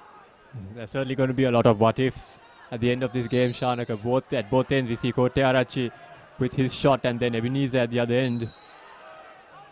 Thought that was good work by Handun Patirana. He conned the referee into a bit of a foul there. Sauja not giving any room for the Royalists to take a shot. And that was a good bit of defensive pressure from St. Thomas's, forcing Royal to take the under pressure shot. And Sauja now, let's see whether he can do better than his vice captain did a few moments ago. It's not a great angle for him, but that one coming off the bar as well. And the Royal goalie recovering just in time before the Thomian number 6, Charlie Kurukulasuriya, got there. And now it's opened up. Here's a replay just off the bar. It was a difficult shot. And now at the other end, Pahasara bearing down on goal. Is it going to be an exclusion? Yes, it is. That's Melton Senaviratne St. Thomas's who's been excluded. And now the skipper for Royal, Hadun Pathirana. Good pressure from Ebenezer on Hadun Pathirana. They managed to force the turnover. So Sauja now with the ball. Sauja really needs to take his time here and allow Ebenezer to break from his marker. And that's exactly what he does. Ebenezer now trying to get away from Hadun Pathirana, who has been tireless in this game, both in attack and defense. Kurukulasuriya swims up and screams for the ball. None of the other Thomians seem to have the legs to get to him. And the shot is taken, but it's a weak shot. Really didn't trouble the goalie at all. And now Lokuge has an opportunity at the other end. Tries to find Sumanasekara. Sumanasekara with the ball now. Sumanasekara just drifting out of the 5-meter area, so he couldn't take that immediate shot. Hadun Pathirana now, good defensive pressure from the Thomians. They're playing that high press that Royal played and changed the game, and that's an unnecessary foul given away by the Royalists. That was number 9, Chet Sumanasekara. And that's a bit of a silly foul to give away. And St. Thomas's will have a final opportunity perhaps to make this game safe from their point of view. Long ball out, and once again Sivendra was asleep. And this is where St. Thomas's have really suffered. Their long passing has not been accurate at all. Their goalkeeper, Saviru Vijayasinghe. This is what comes, Pamokya, when you train in a small pool, a tiny pool actually compared to this one. Your long passing, you really only get an opportunity to do it at these matches. So another shot there, just clipping the crossbar. You look pity that was for Royal College. So both teams very desperate to try and get that defining goal. For Royal College to even things up, and for the Thomians to quite possibly put the game safely out of reach of the Royalists. That was Sivendra, who's very happy that that foul was committed. Sauja asked for the ball, and now Ebenezer. Not a good pass. The Thomians have not taken up good positions in the pool this entire game. Sauja manages to get back and puts his opposite number under good pressure. But the referee calls the ball to Hadun Pathirana. I think that was a little unfortunate, because Sauja did well. Yes, Iluk Pitia on his left hand. He'll look for the shot. And that's an exclusion. Yes, it certainly is an exclusion. But perhaps that was a good cynical foul for the Thomian player. It's up to the rest of the team now to try and make sure that this doesn't go in. And the shot is taken by Lokuge, but off the bar. And Lokuge has been so good in this game, but the crucial goal that he really absolutely desperately needed to find comes off the bottom of the post. That's the replay there. Lokuge just couldn't find the back of the net. And St. Thomas's breathe again. This is really tense here, Pamokya. You're watching the DR.R.L Heyman Trophy encounter live from the Sugathadasa Stadium on Dialogue TV1 and ThePapare.com. And we are in the last few moments of the game. If you've just tuned in, St. Thomas has had a 4-goal lead going into this encounter from the first leg. Royal have clawed away at that, and they've brought it back to just 1 goal between the two teams. It's 6 goals to 3 in favor of the Royalists, who have come from behind. And as many people as may made jokes about that phrase, it is a proper water polo game that we're witnessing in the final moments of right now. The tension in the crowd, palpable, Shanaka, as you can see the crowd right at the edge of their seats. Very, very tense here, both in the press box and in the gallery. I can only imagine what it's like for the players out there in the center, Shanaka. Just young kids, but the pressure of the game, the crowd, the expectations, these final few moments that determine who comes out on top in this encounter. Well, the decision making has been a little poor, to be honest. Pamokya, maybe I'm being harsh on these kids. They're just under 15ers so far. But they really do need to make some good passes, the Thomians. Ebenezer trying to lose his man there, gets fouled. Sauja is being pushed back into his own half. Hanun Patrana has been excellent on defense. He's been very, very smart in the way he's handled this game. St. Thomas is content to just pass this around. They're running down the shot clock. Now that pass needs to go, and oh dear, that was a terrible bit of work. He should have dumped the ball if he was going to let the shot clock expire, Sauja. And Hanun Patrana trying a long pass, and that's the end of the game. Trying a wrong shot rather. And the Royalists thumped the water in frustration. The Thomians eject themselves from the water in jubilation. And it has been by a hair's breadth. But the Thomians winning the Mahinda Liyanage Trophy, Pamokya. It's hard to say it was a deserved win because Royal really played the better water polo in this game. But it's a two-legged encounter and you can't afford to play well in just one encounter. You've got to win both. And this has been an exciting, tense win for the Thomian team. They'll have to go back and settle their nerves and ask themselves how they allowed it to get so close. And Royal, despite outstanding performances from their captain Hanun Patrana and Lokuge in the number 5 cap, have to taste a very, very bitter defeat.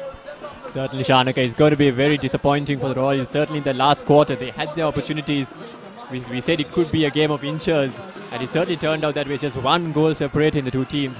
And it shows the importance of getting a lead in the first leg, Shanaka, because having that cushion, even though they were behind, even though they were always behind in this encounter, just knowing that you have that aggregate lead always allowed the Thomians to kind of, detect how the game should go, as we saw in that last passage of play. Yes, it was superb work from the Thomians to get ahead early on. But that second quarter is where the game completely changed, 3-0. And that was what the other two quarters were tied up. But that was the quarter that completely changed everything. See the Royal supporters clapping their team off the pool deck. Shehan Dasanayaka in the crowd. National player and one of the better players to come out of this Royal College water polo segment recently. And the overall score there from the Dr. HAYMAN Trophy, the under-15 game played for the Mahinda Liyanage Trophy, Royal College 11, St. Thomas is winning it with 12 goals overall. And that's an outstanding performance by the Thomians to absorb the pressure that the Royalists put them under in the last few moments. But a fantastic comeback also from the Royal team. And of course, this is just the starter course, Shanaka. This is the under-19 game is yet to kick off, and from what we've seen, if this is the standard the standard of water polo that's going to be on display today, I think we are in for an even more exciting match, because it's only a single goal that separates the two teams. So I think the best is yet to come as far as to water polo is concerned for today. Yes, the entertainment is going to get better and better. And we'll be having a little bit of a break from the action live at the moment, and we'll switch to our preview show, which is available on ThePapare.com as well, but we'll switch to it right now and be back after the discussion on who Jehan Mubarak thinks is going to come out victorious in this encounter. Let's see what his analysis was, and we'll be back in just a moment with live action from the Sukadasa Stadium.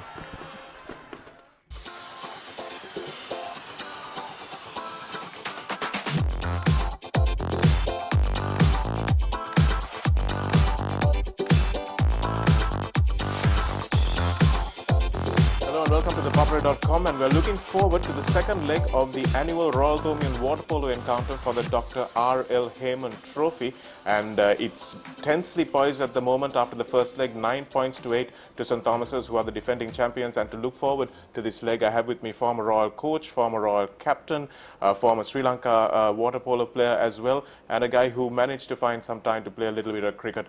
Also, Jahan Mubarak joins us at the ThePapare. Hi Jahan, good to have you on board. 9 points to 8. It's changed a lot from back in the day when we played water polo, because games are much higher scoring now. So is this one goal anything that coach Zafar Zainuddin from St. Thomas's would be sitting on his laurels about? No, not one goal, not with the current format. You just need to win 2-0 or 3-1, doesn't really matter. One goal doesn't mean much, but they can take confidence in the way they played, St. Thomas's. The first 2 quarters, St. Thomas's dominated the game. But then again, Royal can take something back towards the end of the game. They got 2 goals back towards the end. And they will feel that they can compete with St. Thomas's and beat them in the second leg and bring back the HAYMAN trophy. In terms of speed, Royal generally start off very quickly. Again, in the first leg, they were 2-0 up in the first quarter. St. Thomas's came back and it was 6-2. So they scored 6 unanswered goals at half-time. So the problem seems to be that Royal don't know how to manage a game. That seems to be a big issue. Is it inexperience? Or? A lot of it is inexperience. Also, it's the first time that like the water polo season, there's only 2 schools that play competitively, Royal and St. Thomas's. And until the HAYMAN, the coaches, the players are never really tested in a high-pressure environment. So decision making, your strategies under pressure, this is the first time that they are being tested out. So there will be gaps in their planning, in the personnel whom they use in the pool. We see a lot of substitutions now, players jumping in, jumping out. So the coaches will also be fine-tuning their strategy as to when to play with the prop, when to play hard, when to sit back and defend. And the players will also get a feel for the game. I think St. Thomas's got a feel, and the tempo of the game, St. Thomas's picked it up very quickly. And even though Royal scored the 2 goals early on, St. Thomas's settled down into the game much quicker than Royal did. And that is the key to winning major and high-pressure water polo matches. Once again, 7 goals coming for St. Thomas's, 4 from Satya Jayatilaka, 3 from Ashayan Francis, so 7 goals from their experienced men. Was that the difference between the 2 teams? I think so, and especially key men, your prop scoring goals, creates room on the perimeter for your bars and wings to score goals, to make breaks in. And also, having a good prop just tires out the defense, because there's a lot of work that goes on off the ball. And once your defense is tired out, guys have to double mark the prop. You don't really have much energy to go forward and attack. So I think the prop game has come in a lot now.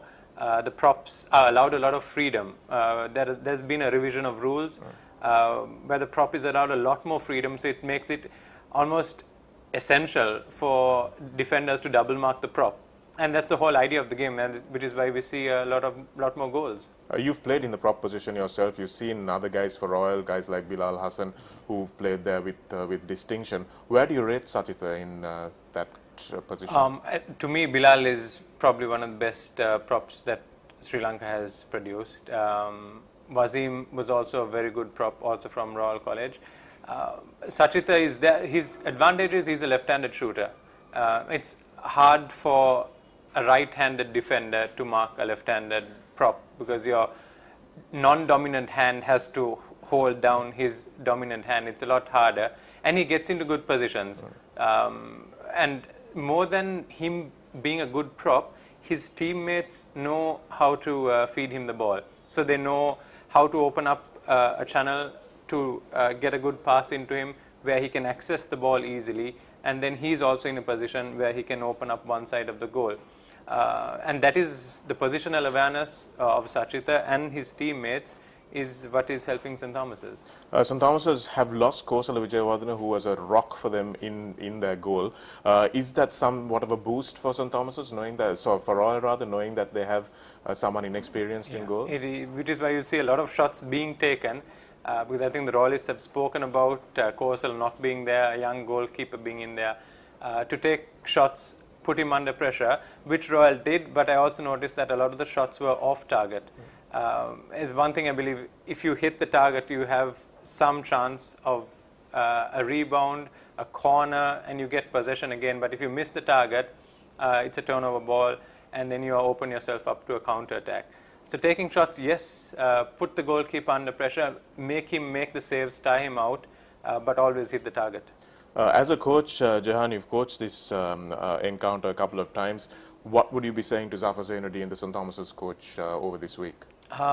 Just be prepared. St. Thomas's have played to a particular game plan where they have got a prop game, a very good prop game going. Ashen Francis on the bar has a very, very good shot, which makes it really hard to defend the 2-meter line and the 5-meter line. But be prepared for something that Royal may throw by way of a different defense, a different counter-attack. Because scoring goals, yes, but also St. Thomas's conceded late in the game, in the fourth quarter, where Royal got in back into the game. And as the game goes on, maybe look at the fatigue of the players, maybe take Sachit out, give him a break, make sure he's fit for the fourth quarter, maybe give Ashen a break, make sure he's fit for the fourth quarter, maybe even the goalie. If you have a backup goalie, throw him in the second or third quarter and give the young goalie a bit of a break. What about what you will tell the Royal coaching staff? They've got quite a bit of experience there in that coaching staff, and it seems the team is a superior swimming team to St. Thomas's. Do you try and exploit that, or do you just stick with what? No, you have to. You have to exploit it. Sachita, the prop, as a rule, you always make the prop swim.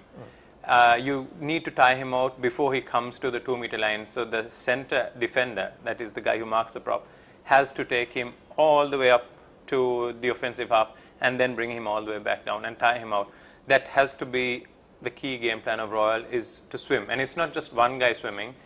All 7, all 6 of them have to swim up and take the Thomians to the fourth quarter, tire them out, and then you will see the goals coming like it did in the first leg. And do you see Royal coming back from this? I think St. Thomas's have the edge. They have a good prop game. They have good perimeter shooters, especially in Ashen. But I think the St. Thomas's goal is vulnerable. If Royal tighten up their defense and stop conceding goals, we should be able to score goals at the other end. If we concentrate on our defense and not worry too much about attacking and scoring goals, the goals will come. If we tighten up our defense, Royal do have a chance. I still think the edge is with St. Thomas's. Okay, so that's what Jehan thinks about this second leg, where it's going to go. So it's just 1 point, absolutely not 1 goal rather, absolutely nothing in it. And he's coached a comeback before, so I'm sure he's going to be hoping for one this time as well. The 25th annual Dr.R.L. HAYMAN Trophy water polo encounter between Royal and St. Thomas's. We'll see you at the Sugardhasan Stadium.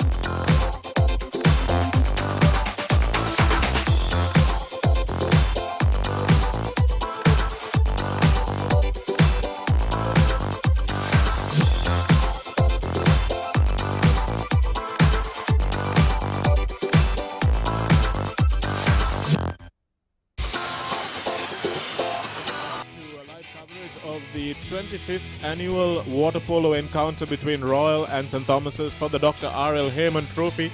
If you're just joining us, you've missed an outstanding game between the under-15 teams of Royal and St. Thomas's.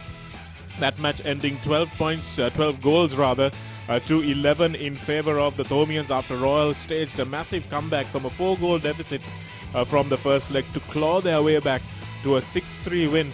But it was just not going to be enough on the day as the Thomians held on by the skin of their teeth to ensure that they won this encounter by a 1-goal margin. So it really would have lifted the confidence of the under-19 team, Pamokya, and it will also give them the desire to go and do what their under-15 team just missed doing. Definitely, Shanaka, and I think both under-19 teams can draw motivation from the performance of the youngsters. Even for Royal College, even though they came up short in the end, that performance to pull back 3 goals was nothing short of fantastic. And for the under-19 team, it's just that 1 goal that separates the two. So it's a far easier task for the under-19 team in terms of the amount of goals that they need to surmount. So I think we should be in for a cracker of a game today. I think we will too. The match is scheduled to start in just a few moments. You're with us on ThePapare.com and of course Dialogue TV1. Don't go anywhere. We'll be back in just a few moments.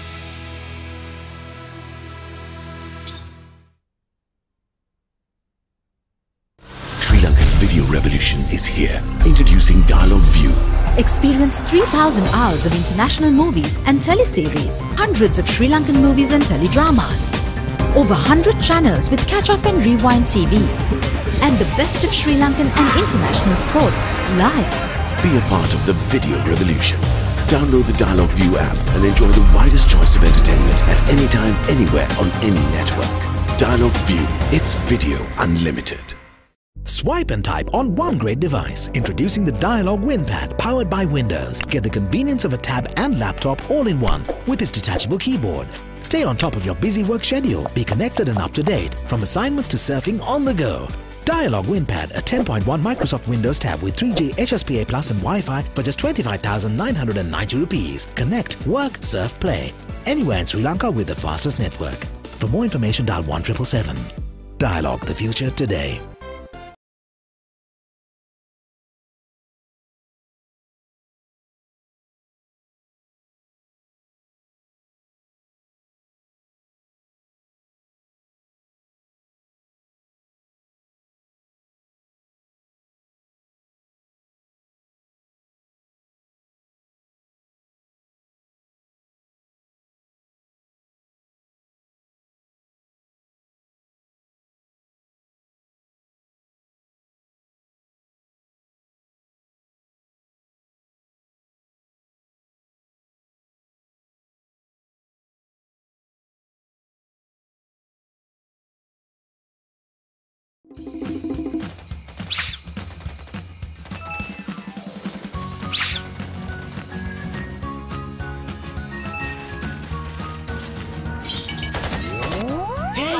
Why are you worried about data? Dialogue Home Broadband now gives double data at night. Then there'll be a thumping bill for sure. No, you get double the data for free. Sharp! Sri Lanka's #1 and fastest internet connection now gives you double the data at night. Data double. Dialogue, the future today.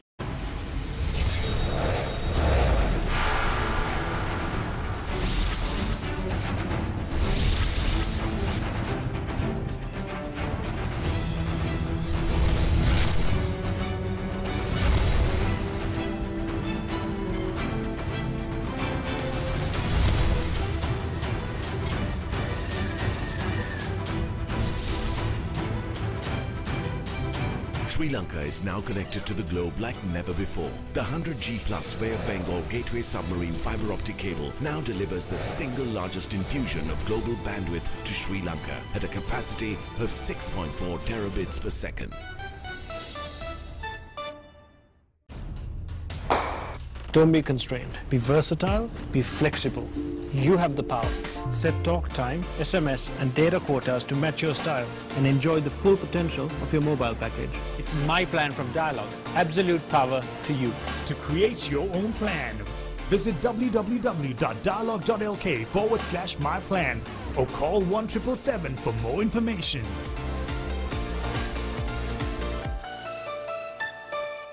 Dialogue Television හඳුන්වා දෙන Dialogue TV Go දැන් ඔබේ smart devices වලට ඕන වෙලාවක ඕන තැනක ඕනම network එකකින් තෝරා ගන්නට channel 40කටත් වැඩියෙන් rewind හා catch up TV පහසුකම් සම්පූර්ණයෙන්ම නොමිලේ ඔබේ Android උපංගයට Dialogue View app එක download කර Dialogue TV Go click කරන්න නැතිනම් ඔබේ iOS උපංගෙන් Dialogue TV Go search කර download කිරීමට get click කරන්න ඔබ කොතැනද TV එතන Dialogue Television ශ්‍රී ලංකාවේ අංක 1 television රසස්වාදය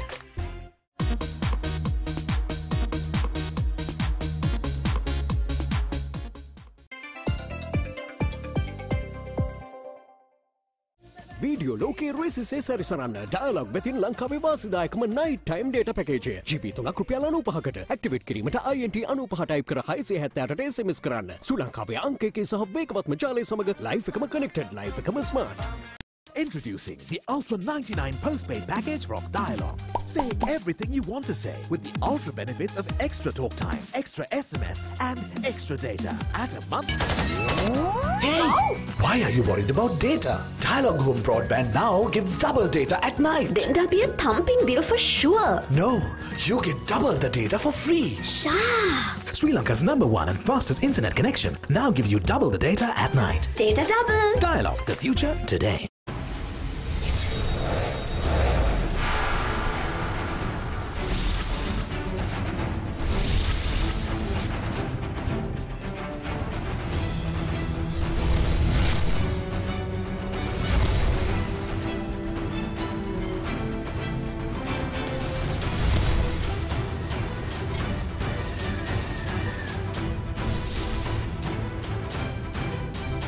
Sri Lanka is now connected to the globe like never before. The 100G Plus Bay of Bengal Gateway submarine fiber optic cable now delivers the single largest infusion of global bandwidth to Sri Lanka at a capacity of 6.4 terabits per second. Don't be constrained. Be versatile, be flexible. You have the power. Set talk time, SMS and data quotas to match your style and enjoy the full potential of your mobile package. It's my plan from Dialog. Absolute power to you. To create your own plan, visit www.dialog.lk/myplan or call 1777 for more information.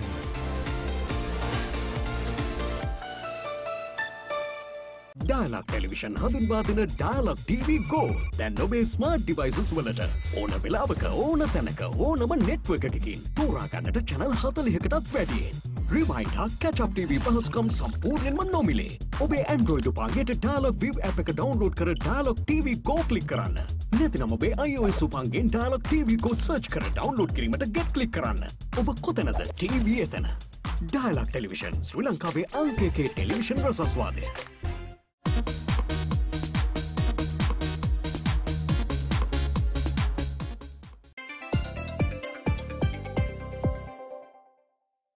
Video ලෝකයේ රෙසිසේ සැරිසරන්න Dialog වෙතින් ලංකාවේ වාසිදායකම night time data package GB 3ක් රුපියල් 95කට activate කිරීමට INT 95 type කර 678ට SMS කරන්න ශ්‍රී ලංකාවේ අංක 1 සහ වේගවත්ම ජාලය සමග ලයිව් එකම connected ලයිව් එකම smart. Introducing the Ultra 99 postpaid package from Dialog. Say everything you want to say with the ultra benefits of extra talk time, extra SMS and extra data at a monthly rental of just 99 rupees only.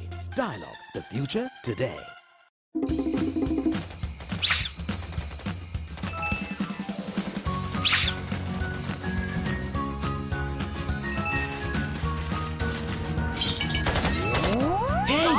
Why are you worried about data? Dialog Home Broadband now gives double data at night. Then there'll be a thumping bill for sure. No, you get double the data for free. Sha! Sri Lanka's #1 and fastest internet connection now gives you double the data at night. Data double. Dialog, the future today.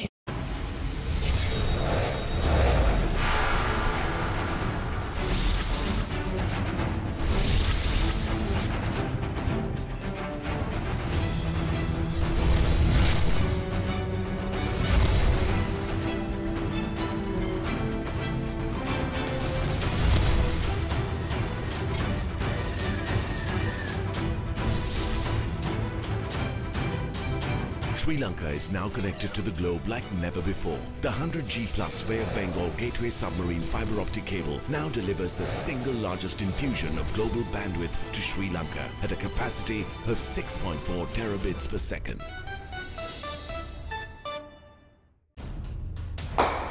Don't be constrained.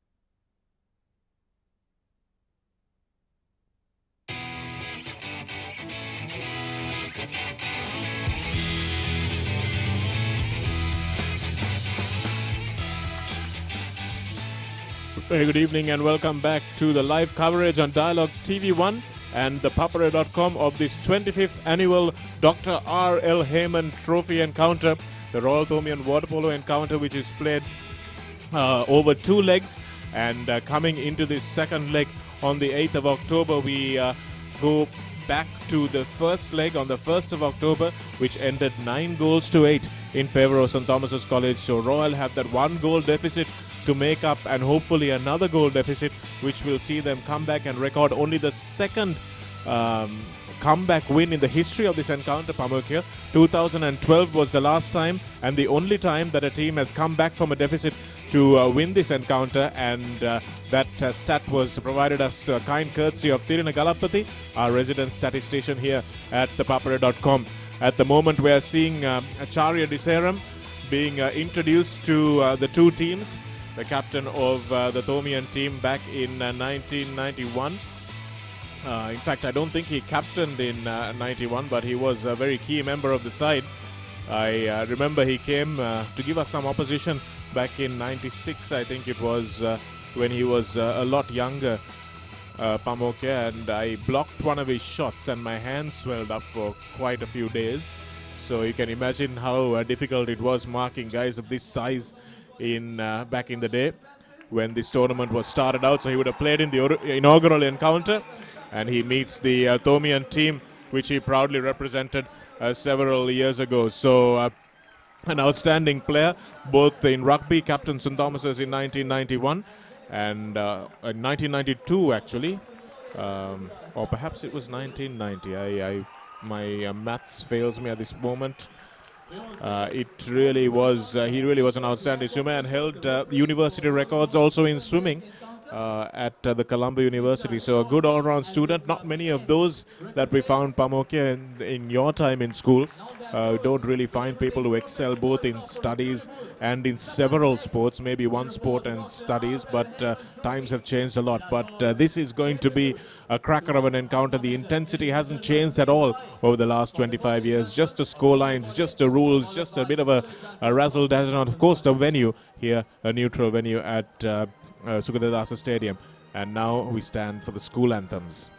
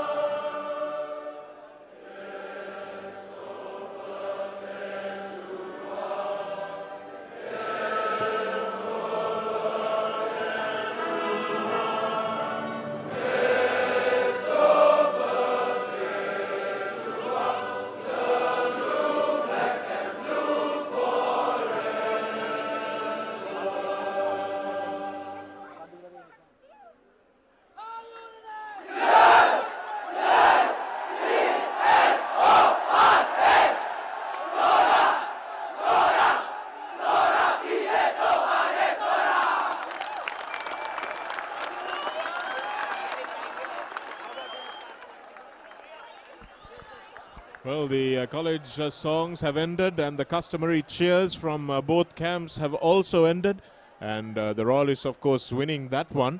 But what needs to be seen is who will win the encounter in the pool, not the cheering outside the pool. That is of little consequence when one of these captains will step up to win, to lift the Dr. R.L. HAYMAN trophy at its 25th time of asking Pamokya.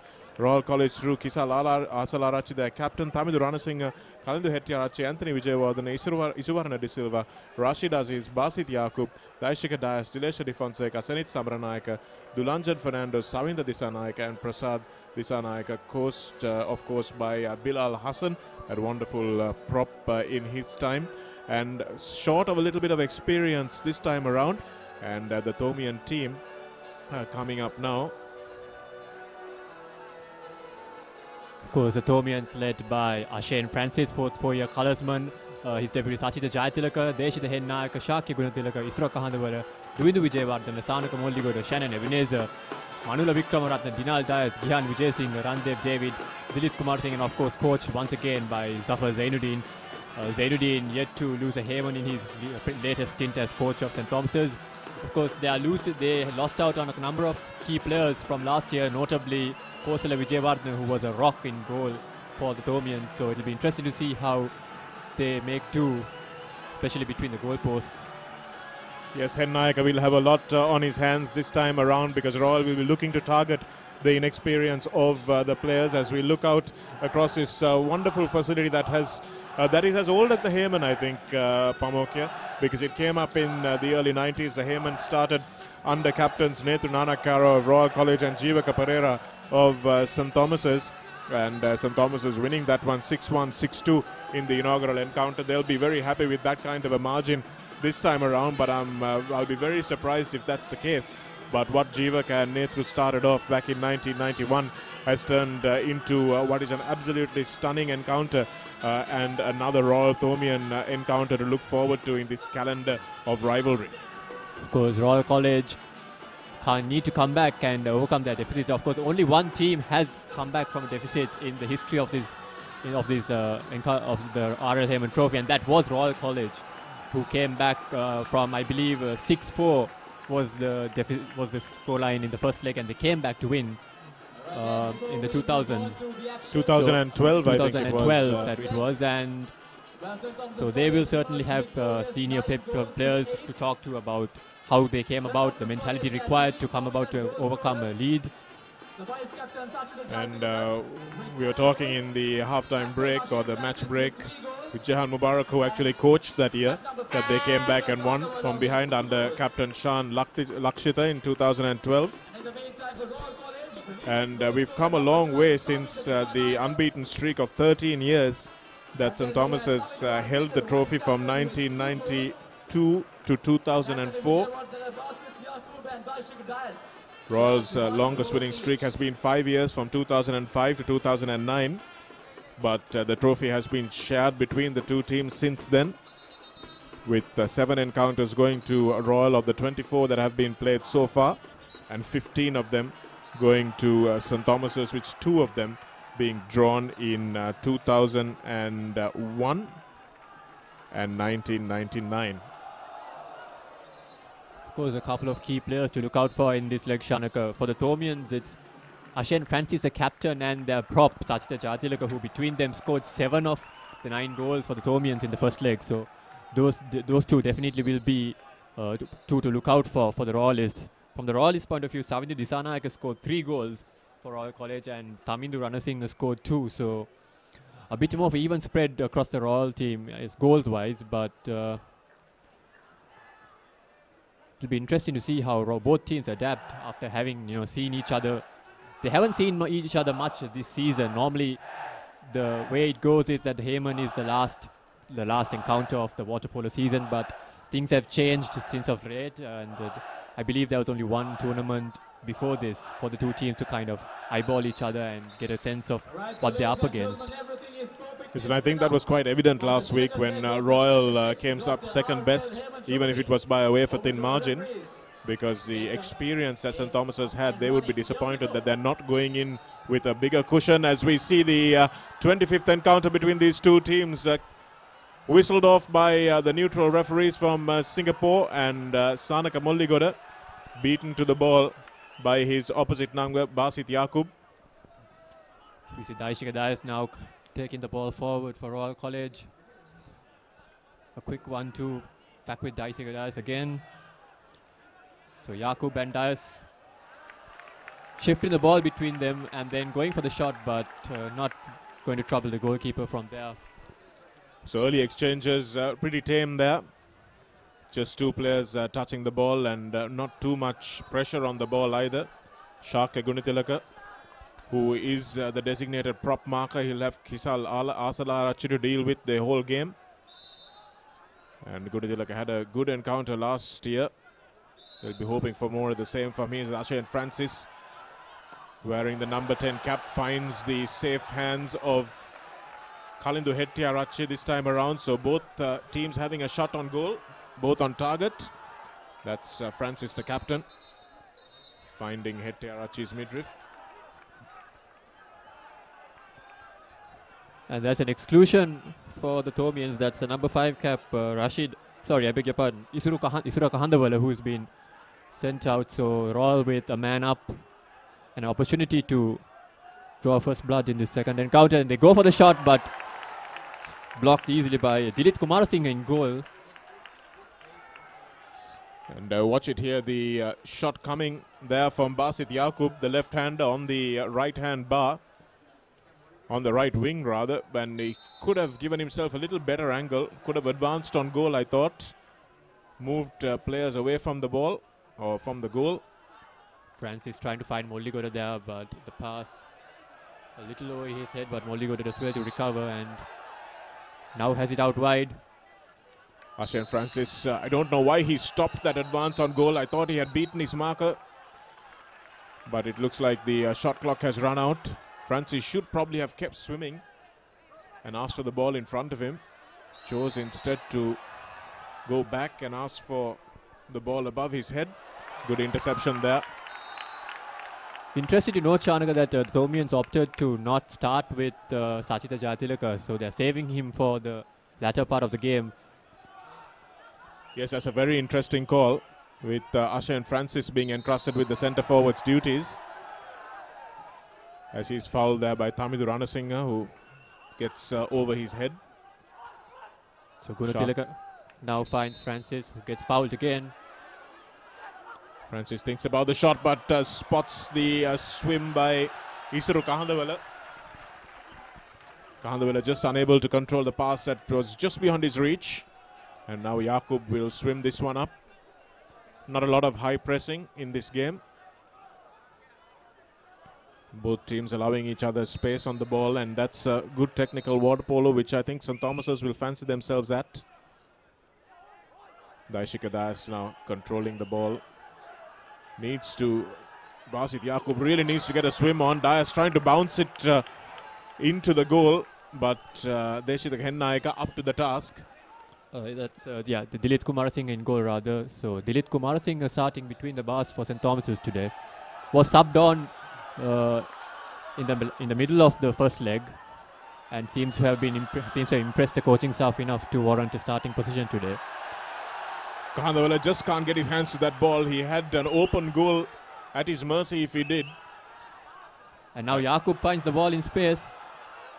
Well, the ball finds him on the side of his head. It's a lovely pass by Yaqub and an excellent save. Dilit Kumarasinghe, if you're wondering why he's starting, that's probably why. A lovely shot saved. Starting over the senior man, Hennayaka. Senit Samaranayaka for Royal College taking the shot there, as we can see. In on goal with only the goalkeeper beat, but a fantastic save. And it's easy to talk about it now, but the Royalist should probably have gone across goal because the goalkeeper had committed himself. And a timeout call by Bilal Hassan on the Royal bench. The first timeout for the day so far.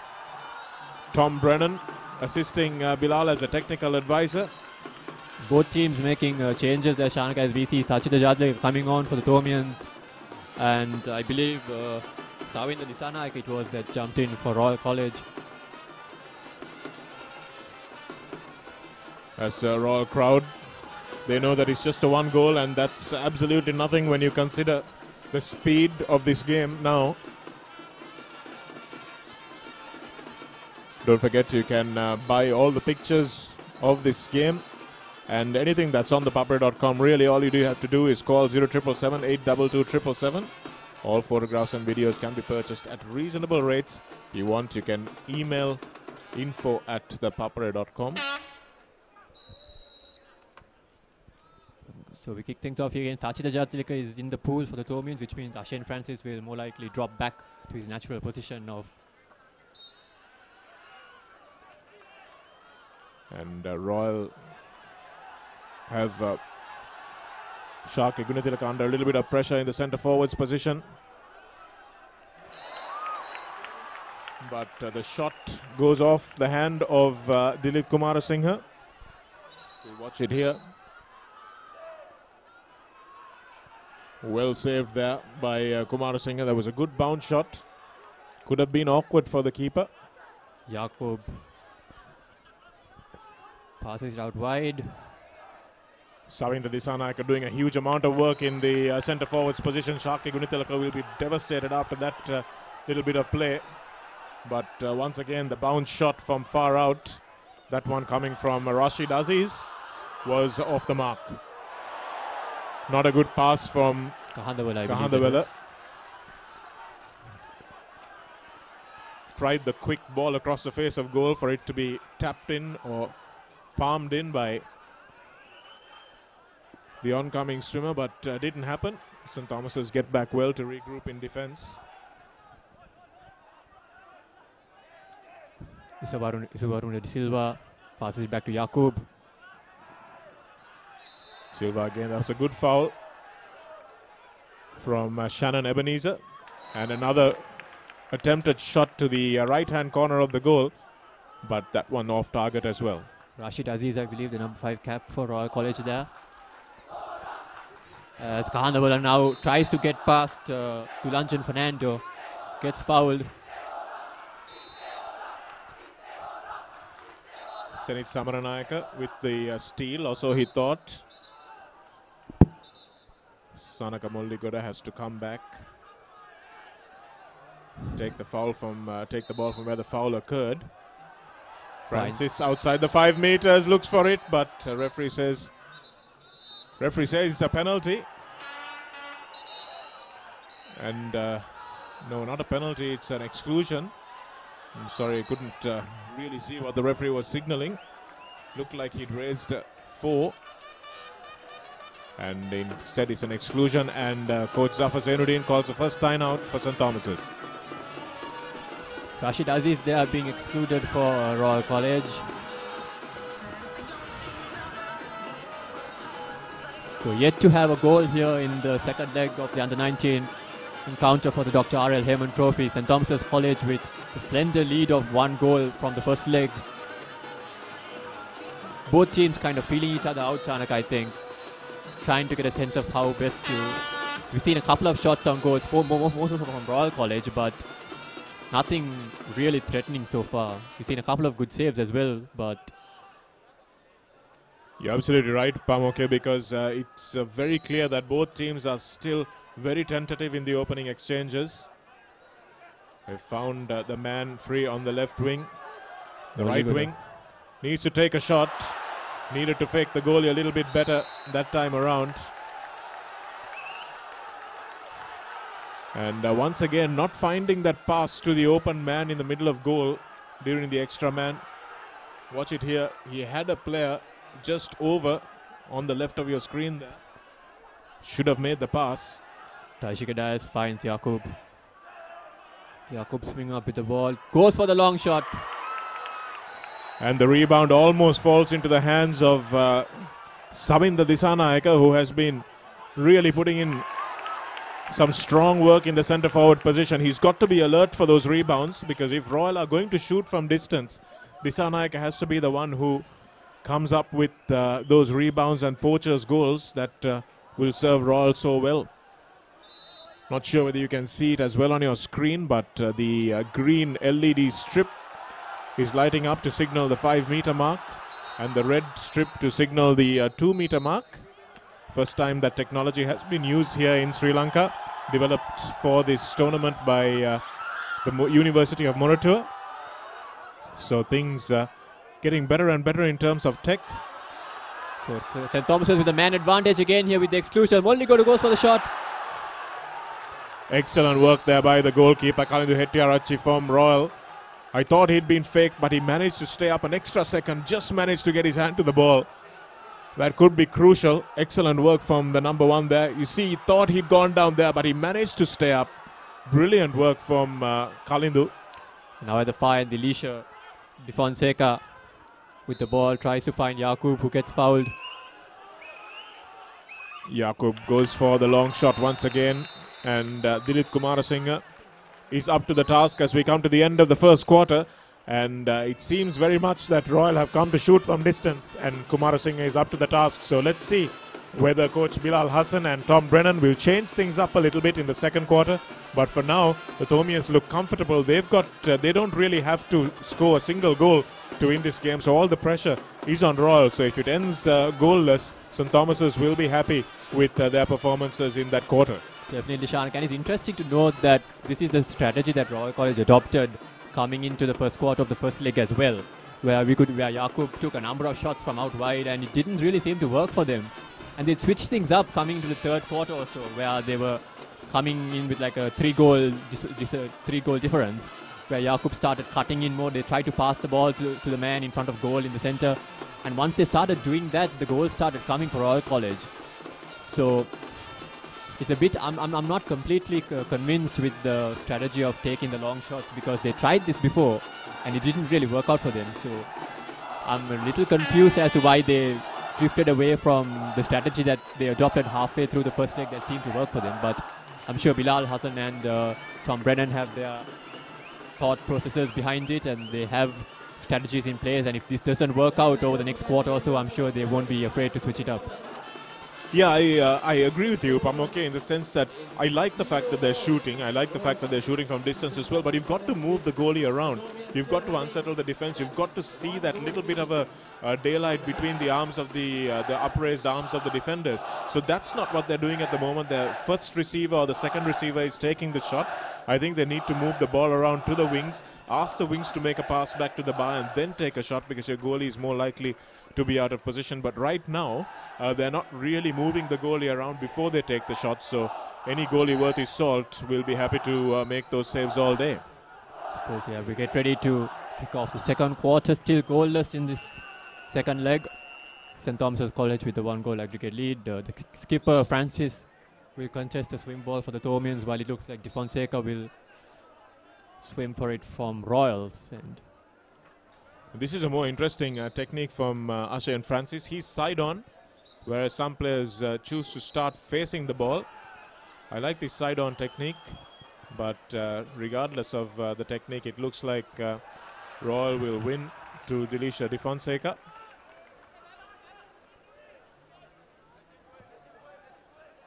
Ball swum up by Rashid Aziz. St. Thomas's know that they can just afford to build this wall of arms. Good block there by Molligodu. De Silva taking the shot from out wide, but Molligodu making sure that even the goalkeeper doesn't have to worry about it.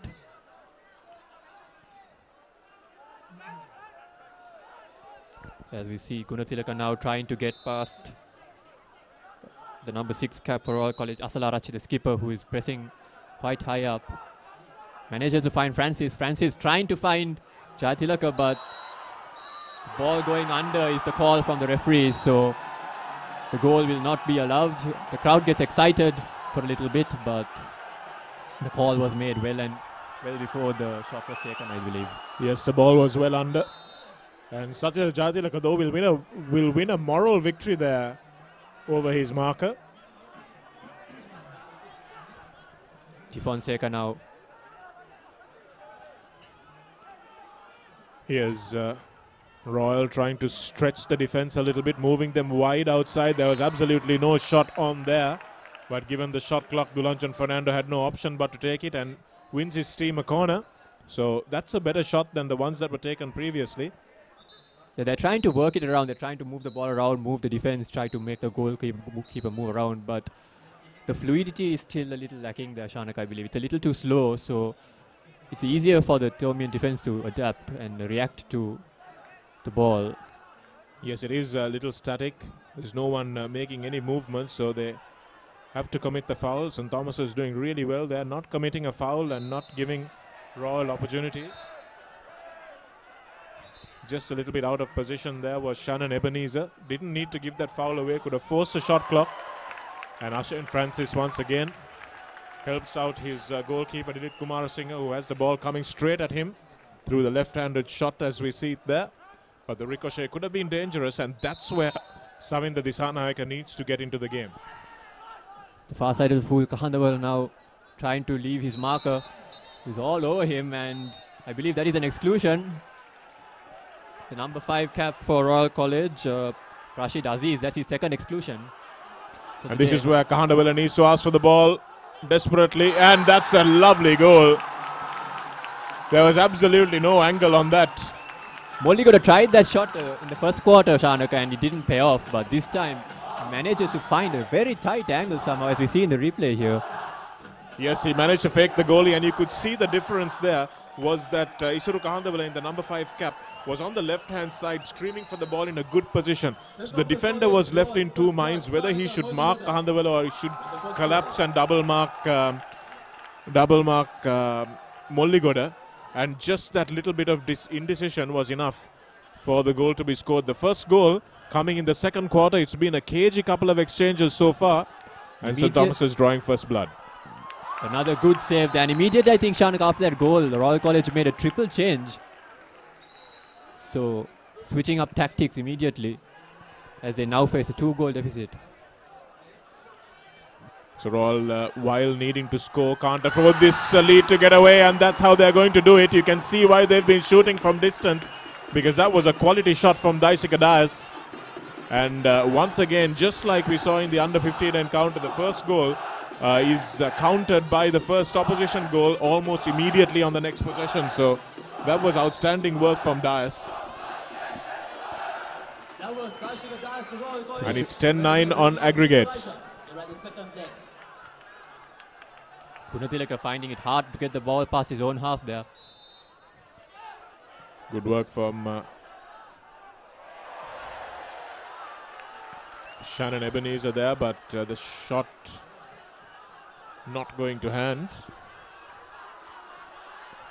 Thomian Ranasinghe bringing the ball up, finds Jakub. That's a good ball. That's a very good ball into Savinda Disanayake. That's where he can be dangerous. And that's a super ball into him, his left hand. And he will be kicking himself for not finding the target there. It could have been a crucial second goal for Royal. Sachita Jayatilaka now manages to get his hands on it. That's a goal. He cannot be given any room there, Sachit Jayatilaka.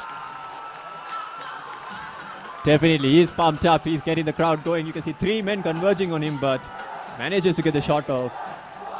I think the Royal goalkeeper could have done a little better there. It went straight through his hands in one of those, what we call a rabbit shot, which goes straight over the head of the goalkeeper.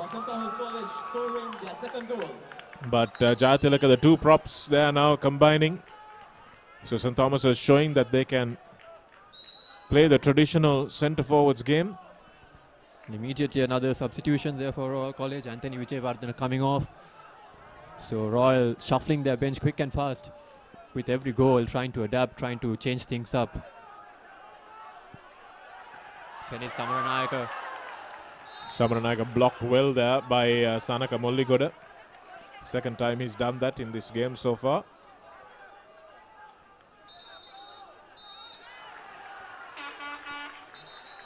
Number 2 being excluded there, which is Thomian Ranasinghe. So another timeout called by Zafar Zainuddin. A little unnecessary there by the Royal team. There was no need to. give that exclusion away. And now St. Thomas's will try for a set play.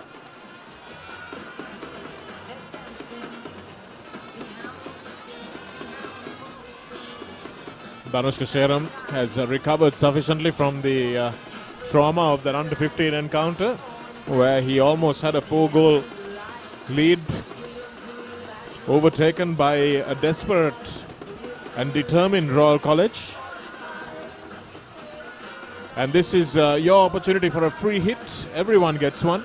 If you have an opinion on cricket, please send in your views to the editor at ThePapare.com and have them heard by our wonderful sports-loving public that log on to ThePapare.com. It's a daily stop at least for many people, so you can have your opinion heard on the free hit.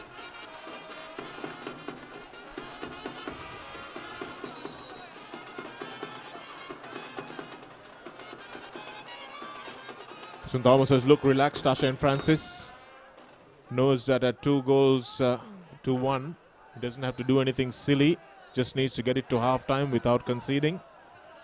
There's Francis now, will look for the opportunity to score. He's got an open man on his left, and that's a good... it's a good interception, but a brilliant recovery from Francis. Beautiful shot into the corner. Kept his wits about him, even though Senit Samaranayaka had made the interception. Managed to pick the ball up. Royal slow to react.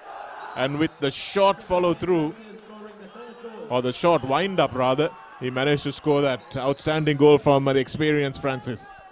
I think Royal switched off a little bit defensively there as soon as he messed up the first shot. But very well done by Francis to recover almost immediately, to capitalize on that opportunity.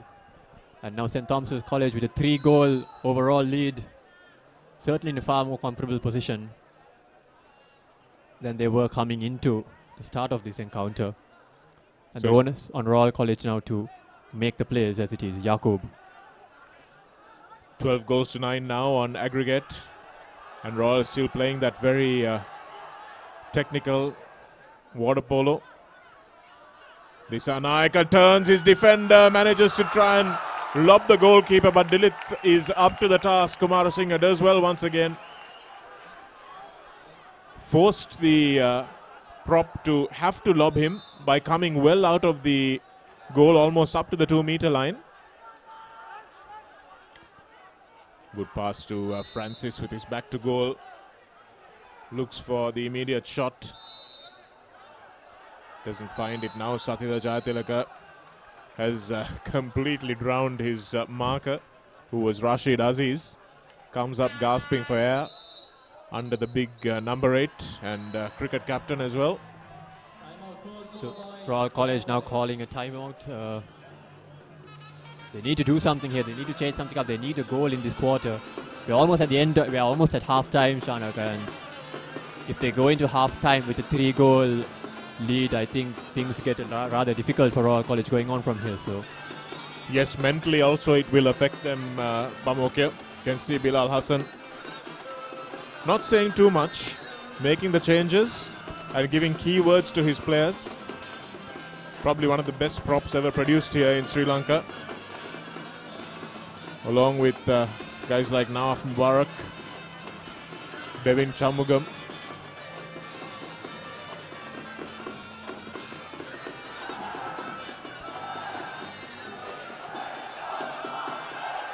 And Bilal has always been the master of never really giving up, and I don't think he'll allow his team to do that either.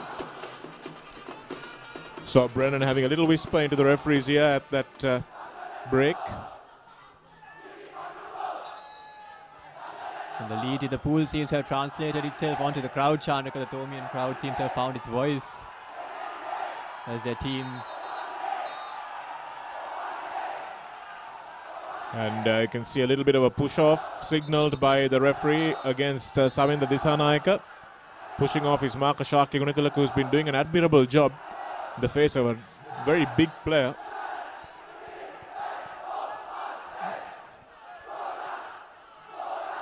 Dissanayake is a big lad. And Gunithalaka is having his hands literally and metaphorically full. Jatilaka screaming for it, gets it in the right place, but the Royal goalkeeper does well to come out and double team the prop there. A brave call by the goalkeeper there to come out of his line, but he does really well there to take on Jatilaka and win possession of the ball. And now Royal College. That's where the Royal attack needed to be a little faster, Pamokya. You saw Sanit Samaranayaka receiving the ball with nobody in front of him, and there was no urgency in the attack. It's all well and good to have a plan and to play to a certain technical position, but sometimes you've got to know when to switch it up, and Samaranayaka could have really collapsed the defense onto him by attacking the goal there. Francis seems to have lost his cap there in the fracas, and he's also been excluded, so opportunity here for Royal College to pull one back at the stroke of half time. Yes, it's a pretty annoying thing when your cap gets lost, Pamokya, because you've got to use both hands to tie it. And you can't use your hand to tread or to help with the treading. Royal passing it around, but again out of the danger territory. Not really giving the Thomian defense much to think about. Disanayaka just couldn't get the shot off. And now Francis comes in from his exclusion, so the 20 seconds that he has to stay in the bin has passed, and Dilip Kumarasinghe once again keeps his eye firmly on the ball as it finds the bottom corner of the post. As we see the replay here, he's had a good game in between the posts so far, Kumarasinghe. Yes, justifying his inclusion definitely, Pamokya, and bang goes Sachita Jatilaka. Turns his defender, gets a lovely pass in from Asha, and Francis knows exactly where his prop likes it. And turns and shoots. There you see the pass coming in from Francis. And there was absolutely no defense on his shooting arm. You heard Jehan Mubarak talking about the left hand being the danger hand, but he shows he's no slouch with his right hand either. And Jatilaka gets a well-deserved rest after banging in 2 goals. Manula Vikramaratne is his replacement, and Royal College should take heart from the fact that they were also facing a 3-goal deficit in the first leg, Shanak, and they managed to pull it back somewhat. So it is doable, and they did it last week, so they certainly should not give up just yet. Certainly not. Of course, with each goal it becomes increasingly more difficult, as we see Royal now trying to work the ball out around, move the defense and go for a wide shot. Beautiful shot, beautiful save as well. Outstanding shot from Savindra Disanayaka, got it off really quickly, and Kumarasinghe was really well alerted to it. That's the shot, bang, out it came, and Dilip Kumarasinghe with his fingertips managed to palm it down. Well done there by Savindra Disanayaka. He snuck up behind Gunatilaka and stole the ball from him. And now it's Sanit Samaranayaka. Looks like the exclusion from Kahandavala. That's his second exclusion, Isru Kahandavala's. Is that a penalty? It looks like it might be a penalty because it was in the act of shooting. So the 5 that the referee showed was for the penalty and not for Kahandavala's exclusion. You can see that replay will show you exactly where the penalty occurred. Basit Yaqub will be the one to step up for Royal College.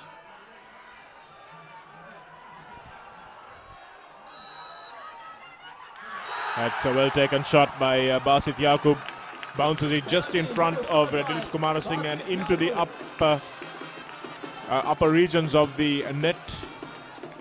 Immediately St. Thomas's respond by bringing back Sachita Jatilaka. So, but it's good to give him these short rests, Pamokya. He's not a player who gets a lot of chances to train one sport regularly because he plays so many of them. Cricket, rugby and water polo. All the glamour sports at St. Thomas's he is part of. Gunatilaka tries to find Moldigad out wide. That's an excellent long ball actually. And the exclusion called on Kahandavala and Senit Samaranayaka for disagreeing with each other off the ball. And Gunatilaka's excellent pass to no avail. That's a great shot. Beautiful shot from Jayatilaka. Kept it really low, almost parallel to the surface of the water. That's such a smart shot. Here he is going away from the goal and manages to keep it down, and I'm surprised that the Royal goalkeeper Kalindu Hettiarachchi couldn't get down to that one. There was nowhere else Jayatilaka could have sent that, and I just didn't read his angles well enough. And that is half-time here at the Sukadadasa Stadium. 5 goals to 2. St. Thomas's College lead the second leg. Overall, a 4-goal lead on aggregate, Shanaka. So certainly they'll be the happier team going into half-time. Royal College, with some thinking to do here, they need to change something up. Yes, I think Coach Zafar Zainuddin has had a good look at the video from last time around and knows exactly how to employ Sachita Jayatilaka. So they responded by bringing him on to Royal just after Royal's goal, and he just gave them one back just before half-time. So that's a really good cushion, that 3-goal cushion to have at half-time, Pamokya. And Sachita's hat-trick already is the difference between the two teams. He scored 4 goals in the last leg and now already has 3 at half-time in this 25th DR.R.L HAYMAN Trophy annual Royal Thomian water polo encounter. It really has turned out to be an excellent exhibition of water polo from both teams, but St. Thomas is just managing to find the net more often. Some outstanding centre forward play as well. I think also the goalkeeping by both sides, but especially the Thomian camp, was a little bit of the difference there, Shanaka, because Royal managed to get some good shots off. Especially we saw them work the ball up to the prop, who managed to get some good shots off in front of goal, but the goalkeeper was able to tip it off over the bar time and time again. So that could be something that comes back to hurt Royal. You're absolutely right, Pamokya. The goalkeeping from Royal has been the less good of the two teams so far. As we see this wonderful crowd that has turned out to witness this DR.R.L HAYMAN Trophy. Crowds have grown over the years, and now this is packed to capacity here at the Sukadadasa Stadium pool. No way we could fit a crowd of this magnitude into even Royal or St. Thomas's, which is why the organisers have chosen to have this at a neutral venue. Makes much more sense in terms of safety as well for the players, and also encourages the style of water polo. Definitely far better atmosphere here, Shanaka. I think more crowd, a larger crowd that can fit in, and the noise levels, everything around the players certainly contributes to the excitement on the water itself. The only problem though for both teams is that it takes a little bit of time to acclimatize, especially because they train in smaller pools. Royal train in a 33 and 1/3 meter pool, and St. Thomas's train in a 25 meter pool. And both pools do have shallow ends, so it's a little difficult to get game time in the exact match conditions. So obviously both teams need to book the Sukadadasa Stadium. It's a big expense made to understand for both schools to come here to practice, especially from Mount Lavinia, because St. Thomas's is pretty much at the other end of town. I remember spending about 2.5 hours on the 155 bus, Pamokya, with my captain, coming to book the Sukadadasa Stadium pool, only to find out the staff had gone for lunch. And it wasn't a pleasant ride back either. Of course, another factor to consider, Shanaka, is that they need to practice under lights, which is another very important condition to take into account when you're playing in the Sukadadasa Stadium, because the glare of the water could certainly affect how you play. Yes, absolutely. It's one of those things that people watching from outside sometimes don't take into consideration at all. But just like the sun coming through the shadows of a stadium roof or something in cricket, sometimes just the glare of the lights can throw off a goalie, it can throw off players who are trying to break fast as well. So it really is an issue that you have to get accustomed to. But most of these teams do play their league matches under lights, so that's something that they've become more and more familiar with. As we see the Thomian crowd looking a bit more relaxed than the opposite side of the pool. The selfies getting taken here. I believe that those are some of the more recent past players, the Dileka Veeraratne, Deushan Dimel, all of whom have tasted HAYMAN victory over the last few years, Shanaka, so they'll know what it takes to get over the line, but they are relegated to watching from the stands this time around. I'm sure they wish they could be in the water, or at least around the players right now. Well, absolutely, Pamoke. It's 20 years since my first HAYMAN, and I'm wishing I could be in the water. So I'm sure Dileka, who scored 4 goals to take St. Thomas's to a victory a couple of years ago, I'm sure he'll be itching to get back in at the slightest chance he gets. But of course, he's not going to get another one. If St. Thomas's do walk away with this, Shanaka, I'm sure he will be in the water at the end of the day, regardless. Same goes for the Royal Pass players, of course. I'm sure there's many of them on the other side of the stadium, egging their players on. Yes, you can see Bilal Hassan maybe stealing a glance towards his teammate at Navy, Shehan Dasanayaka. He'll be itching to call on the services of someone like him or Wasim Baba. But I think if Royal get their act together in attack and keep St. Thomas's out of goal with a little help from their goalkeeper, they could turn this around. 3 goals is absolutely nothing. It's 4 on aggregate though. 14 goals to 11 is what St. Thomas's lead at halftime of this 25th annual encounter for the Dr.R.L. HAYMAN Trophy.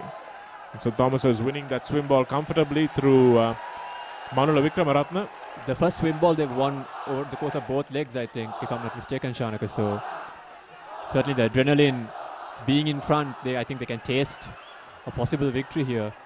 Vikramaratne showing some good confidence, asking for the ball, tries to squeeze it in under the outstretched arms of the goalkeeper, Kalindu Hettiarachi, at the near post.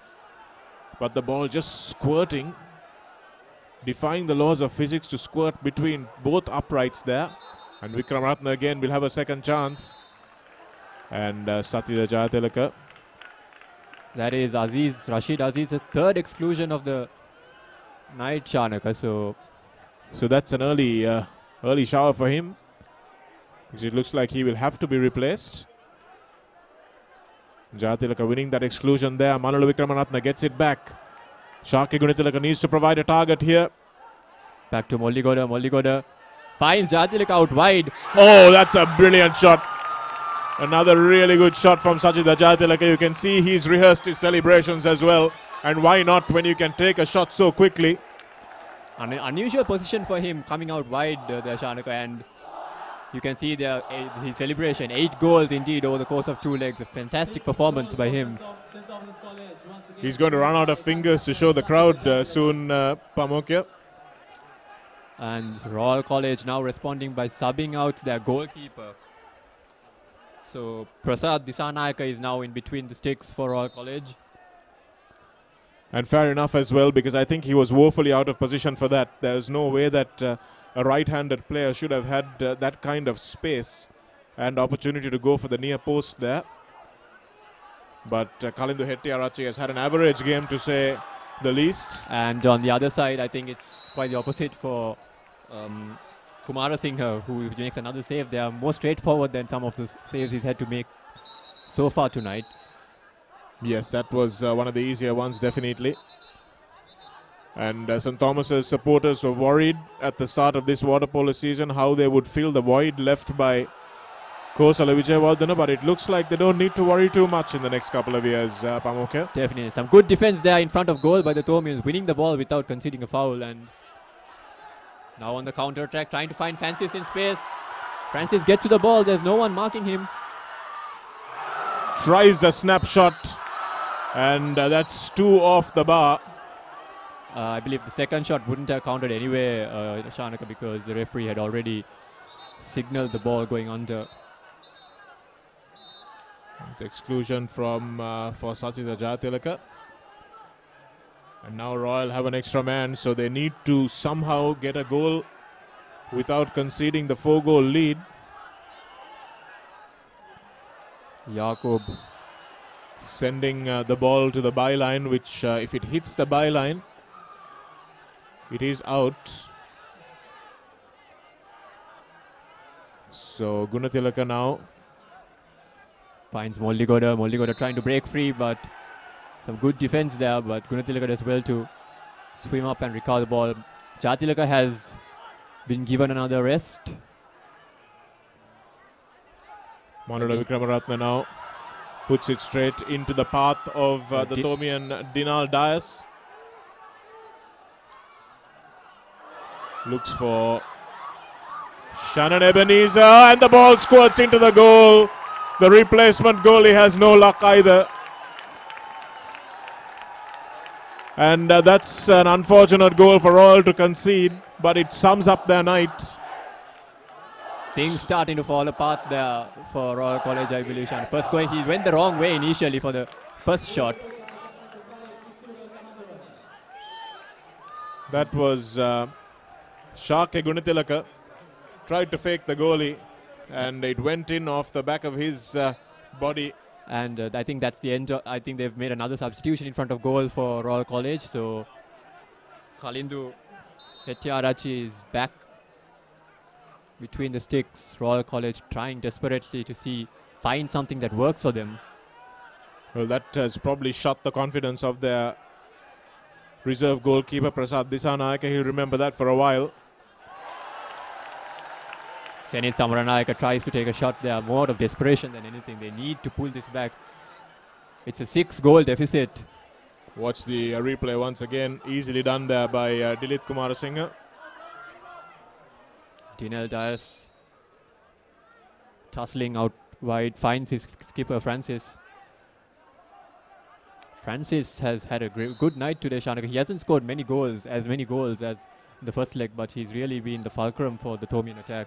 He has, and he's finding those good diagonal passes. Just testing the Royal defense, but that time St. Thomas is unable to get a shot away. And it's a good opportunity for Royal College here. So that shot clock expiration, that's a good goal. Well taken without panicking by Senit Samaranayaka. And the shot clock expired on one end of the pool, and Manula Vikramaratne lost a bit of concentration. He should have dumped the ball into the corner of the pool, as you do when your shot clock is expiring and you don't have a shot on. So if you're not familiar with the rules of water polo, it's like basketball where they have a 24-second shot to get a shot off.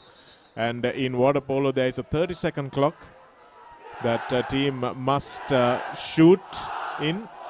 So Thomian seem to have the strategy of whenever Royal College score a goal, they bring Sachita Jayatilaka back on, and then if they manage to score, they take him off again. So Jayatilaka back in the pool. I like that tactic of giving him short rests, Pamoke. He's not someone you can keep out for a whole quarter. So they're using the opportunities where he can come into the game seamlessly, and that is obviously when a goal is scored. So another turnover for Royal here. Samaranayaka now with the ball, trying to find a pass, but tries to find Yakub out wide, and he manages to do so. Yakub, though, heavily marked by Francis. Here's Samaranayaka with the shot, but the Thomian goalkeeper well up to the task there. Once again, shooting at his near post, Pamokia, and they really need to be testing him by going across the face of goal, but they don't seem to have the confidence to do that. Dias now. Mulligoda, in fact, it was. Concedes the turnover, and now Royal have an opportunity on the fast break. Can the Thomian defense get back? It doesn't look like it, and that's a really botched shot in the end. Hits the outside netting. Anthony Vijayawardena, that was, as we see on the replay here. Francis. Asha and Francis will look for the shot, and it comes off the bar. It was a good shot. He had no other option. Didn't see Sanaka Molligoda open on the right-hand bar as soon as he got the ball, and when he swum in for goal, he had to take the shot in the end.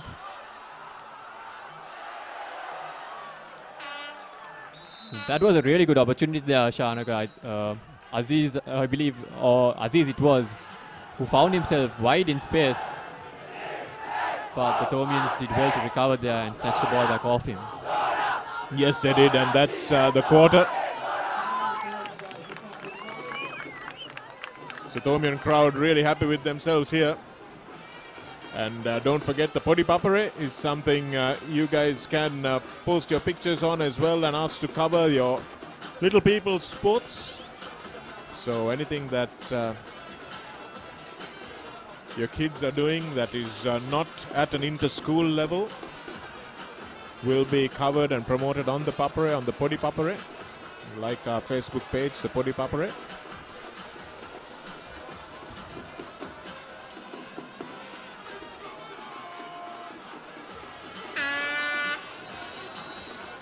So we are about to kick off the final quarter of the 25th annual Dr. R.L. HAYMAN Trophy between Royal College and St. Thomas's College. St. Thomas's College enjoying a 5-goal overall lead, leading 7-3 in the second. Leading 7-3, I beg your pardon, in this second leg. One of the best technical displays of water polo I've seen, both in attack and defense from St. Thomas's in recent times, Pamokya.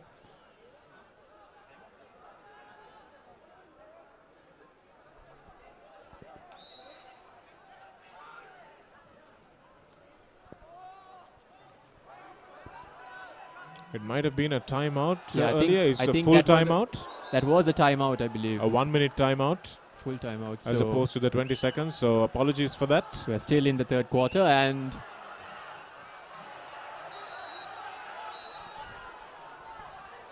Royal could have had the advantage there. Swimming in on goal was Dulanjan Fernando, but once again Dilith Kumarasinghe managing to conspire with his right hand upright to keep that ball out of goal. Shaka Gunitilaka will slow it down, bringing in all the experience that he has had. One of the unsung heroes of this team, Shaka Gunitilaka, really keeping Savinda Disanayaka quiet on the attacking end for Royal. The prop marker job is probably one of the hardest in water polo, Pamokya, and it's a thankless task. Manala Vikramaratne tries to find Jadilika there, but there's a tussle for the ball between the goalkeeper and Molligoda there, and the referee signaled it in favour of St. Thomas's, and that's an open goal. The Royal camp is furious. Absolutely. Dilith Kalindu Hettiarachi has had a miserable day between the posts, and poor chap. He thought he'd go for it, got dragged out by Molligoda, who did really well to get it back to Sajida Jatilaka. Needed no second invitation to smash it into the open goal. And outstretch his arms with the 5 fingers stretched out to signify the amount of goals he's got. 9 goals in both legs. Are we going to see a record here, Pamokya?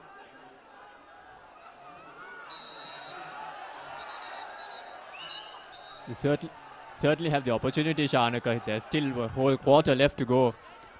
And since he's been rotated out, I don't think he's going to start. He's going to be tired anytime soon. As we see a shot taken there. And Royal managed to get one back. That was well done by Savinda Disanayaka. Really should be on the score sheet more often. But Royal don't seem to be able to get him the ball in good positions. Watch it here. It comes off the post and he was the first to react. I spoke earlier, Pamokya, about Royal needing to react to those ricochets that come off the bar, and that was the first time Savinda Disanayaka was able to convert one of those. So that is an area where Royal really need to improve a little. So the Thomians bringing on Tuvindu Vijayavardhana, the younger brother of Kosala Vijayavardhana here, but unlike his brother, he decided to take up a position further up the pool. Yes, he's an outfield player, not being lured in between the sticks. Probably the most important defensive position in this game of water polo, just like the centre forward is the linchpin for attack. Only got it as well there to find Francis at all, but Royal College managed to win it back in the end, and now we see Yakub taking the ball forward. Good work from Yakub. Excellent pass, and that's a lovely goal. Beautifully taken by Tamidu Ranasinghe. A turn and shot, and that's the first time that we can say that Kumarasinghe could have done better in goal, because it was a near post shot. It was a good pass by Yakub right in front where he wanted it. And Ranasinghe just smashing that into the bottom corner of the goal and bouncing it into the back of the net. 8 goals to 5 here in the second leg. So a mini revival by Royal now, 2 goals in succession. Jayatilaka having a go from halfway, and Royal having another go from beyond the halfway mark and not getting anywhere close. And as we wrap up the third quarter here, Royal College still have 4 goals that they need to pull back in the final 8 minutes of play, Shanaka. Yes, it's not going to be an easy task for them, especially because St. Thomas's look like they're playing well within themselves. They know what they have to do. They know they've got the measure of this Royal side. And unless Royal come up with something spectacular which hasn't been seen at a HAYMAN before, it looks like it's St. Thomas's game at the moment with the 3 goals deficit now. And of course the 1 goal they have in the bank from the last leg. So at the moment it's 17 plays 13 on aggregate. And we'll be back for this fourth and final quarter of this 25th annual Dr. R.L. HAYMAN Trophy encounter.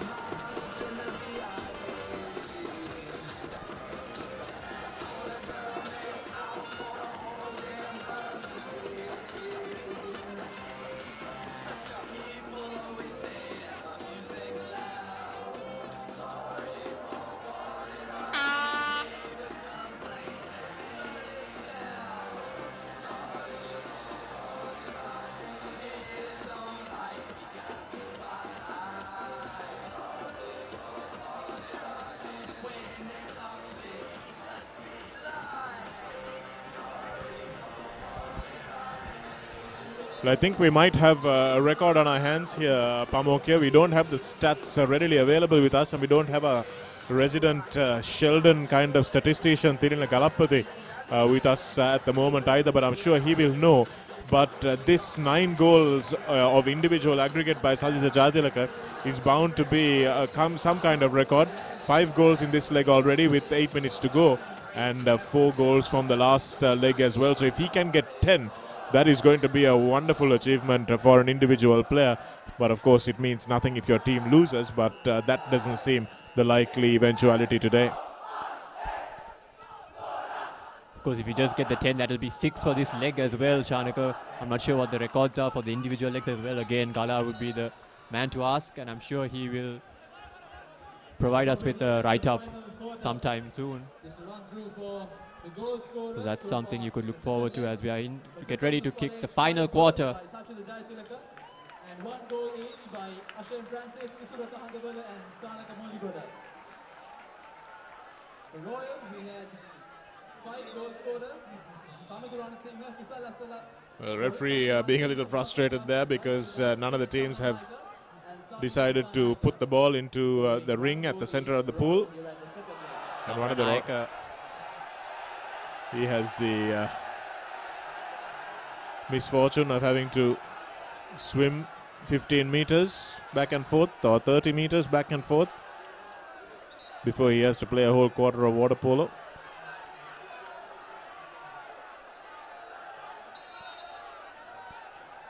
Looks like the Royal crowd have resigned themselves in this match. They're smiling, they're not tense like they were in the under 15 encounter. Manula Vikramaratne beaten to the ball this time. So Aziz. So St. Thomas's have won only 1 of the 8 swim balls that have been on offer this Saturday evening at the Sugadasa pool. But it doesn't matter because they've won the quarters though, except all bar 1. Again, good defense from Shaka Gunitilaka. I thought he has been really outstanding, keeping Savinda Disanaika quiet. Good recovery there from Sanaka Molligoda. Manages to rotate the ball nicely so that they can find some room for Jayatilaka. It's a beautiful ball to Jayatilaka. Really excellent the way they found his right hand.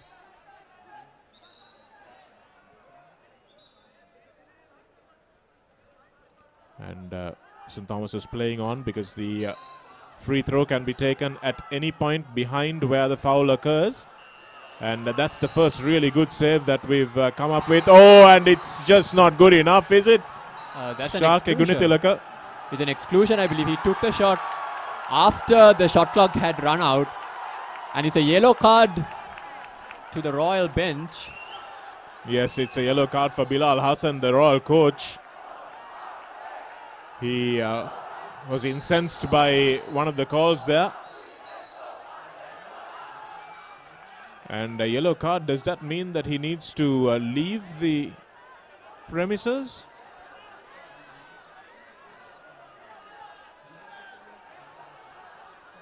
The upshot of it all is now Royal College with extra man advantage, but as long as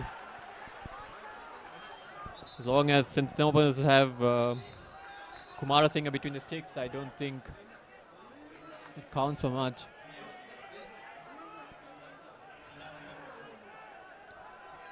Well, there's tense bench. Bilal Hassan looking really frustrated. Shan Laksita walking up from the... and that's another fantastic save. Dilith Kumarasinghe, we just missed that. But that was sloppy by Kahandaval. Kahandaval, no, I believe that's Shakya Gunatilaka fouling the prop after winning the ball, and he's been excluded. So Royal College again in with a chance. This is a great opportunity, but... Another great save, Pamokia. That has been 3 in the space of about 20 seconds, Shanaka. So really good save there.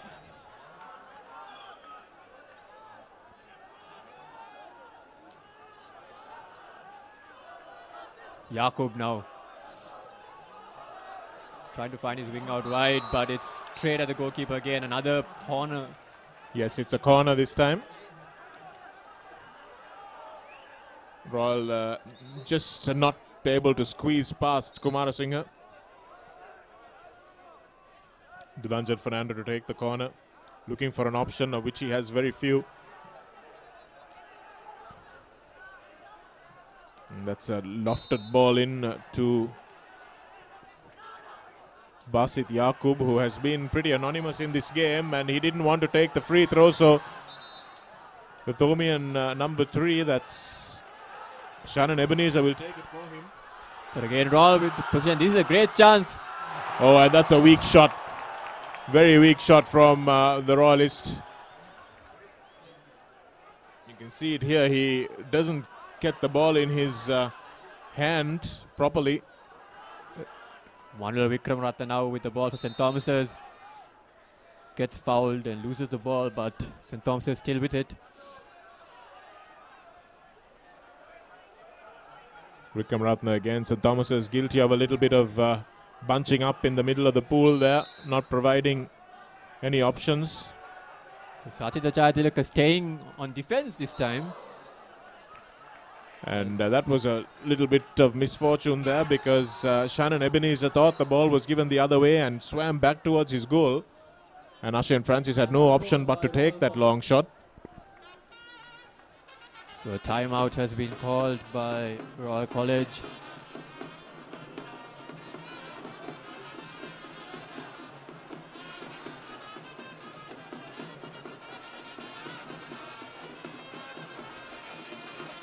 Your daily sports update, 6:30 p.m. every day on the recap. So do tune in on SoundCloud, and you can download that or whatever you like. The daily sports update. Everything you want to know about what went on in the world of sports on a daily basis, available on ThePapare.com.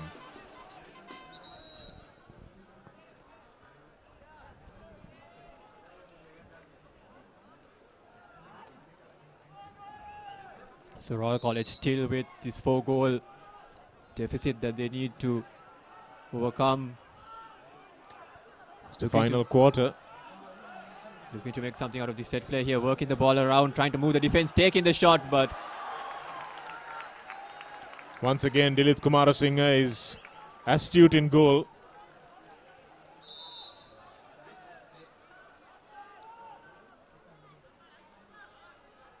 Francis now. They've been looking for their captain, and he's done well today, Ashane Francis. That's come off the side netting. The crowd on the opposite side of the pool thought that it might have gone in, but just an illusion. As you can see on the replay here, Molligoda with the shot.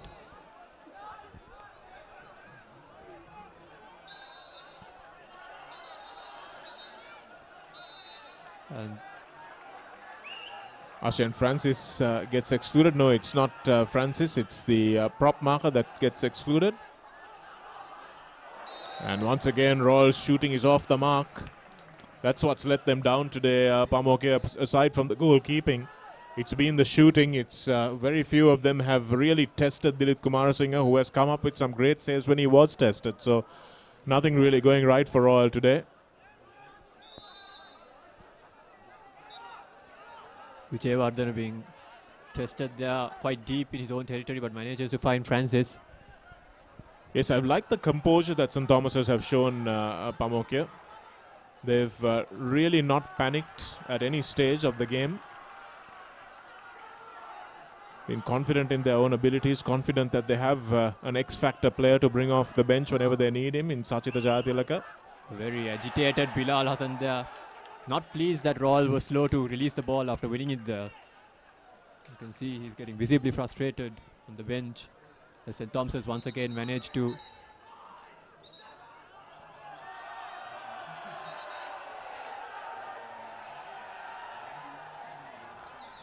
looks like they're going to have a little bit of a chat between the referees here.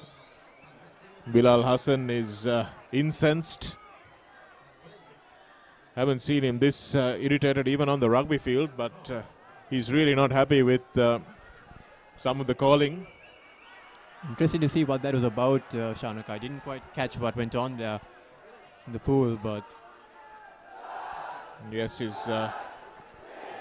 Janit Piris going over to try and calm him down a little bit, the officials.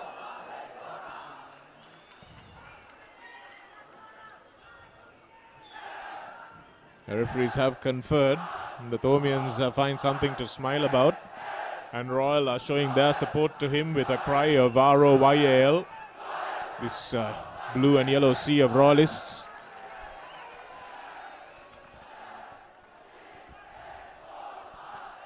so we can see the referee on the near side now having a chat with the officials' desk.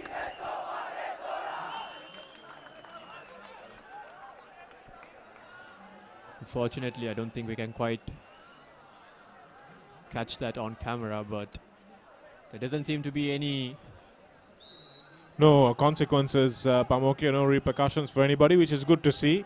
Saw a little bit of emotions boiling over a little bit, but that's a great goal. And it sums up the evening that Bilal Hassan has been having. He shakes his head in disgust at the goalkeeping there, and Tamidu Ranasinghe allowing a ball to go in at his near post from the right wing. And that is pretty much what a coach would tear his hair out at. I don't think Hassan or any of the Royal College crowd could be too upset by the refereeing today, because the players have really contributed to making this the kind of result that it looks like it's going to be. 9 goals to 5. Indeed, a deserved goal there for Molligoda. Fantastic shot from far out.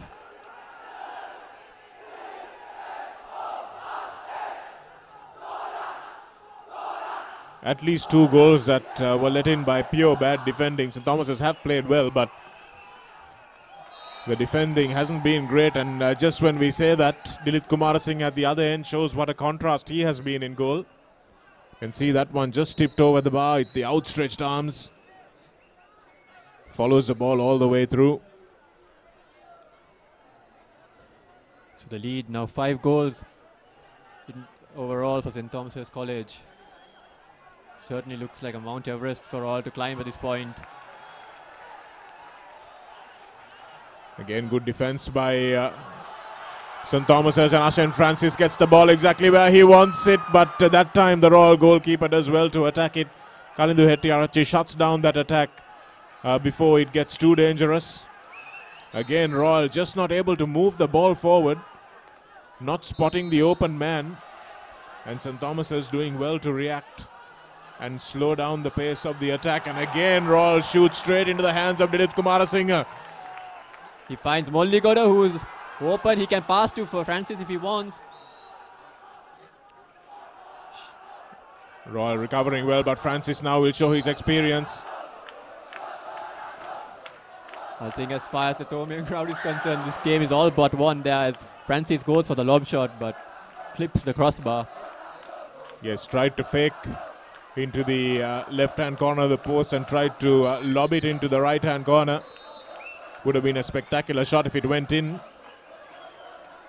And that's another exclusion for the Thomians. I believe that's a number 2 cap, Vijayawardena, sent out.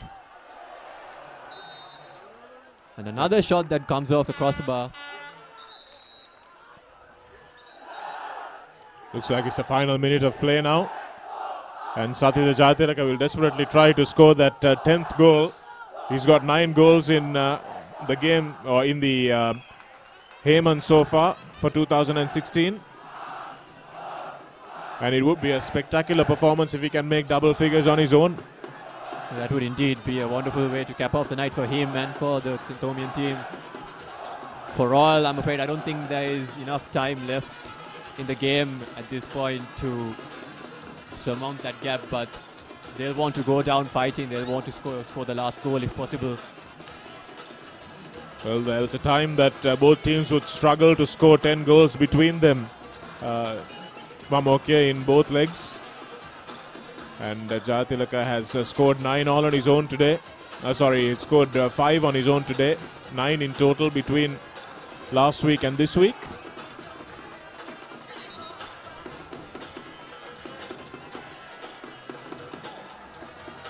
So if not for that spectacular reversal at the SSC in March, he would have had a clean sweep of his Royal Thomians in his final year. You can certainly see he looks very happy about it in the water already. Telling his counterparts that he scored 5 in the leg. Just reminding them, but I'm sure they'll be all painfully aware of the fact already. Absolutely, Pamokya. Doesn't hurt to rub it in when you can though, because Royal will certainly not miss a chance to do the same when the boot's on the other foot.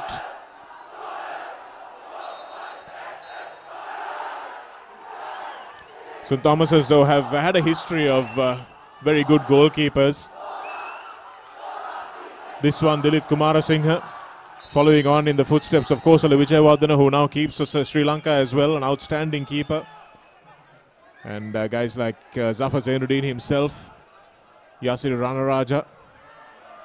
And then going back to the likes of Ravi Piyaratna and Sashi Vedamanikam, Senura Abeyawardena, Devaka Balasurya. Plenty of excellent goalkeepers that St. Thomas's have produced.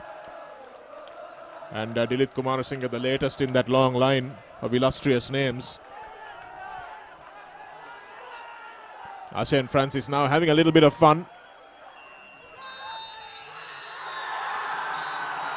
There goes the whistle. The game. St. Thomas's College have sealed the victory there, and as you can see, some old players as well diving into the pool.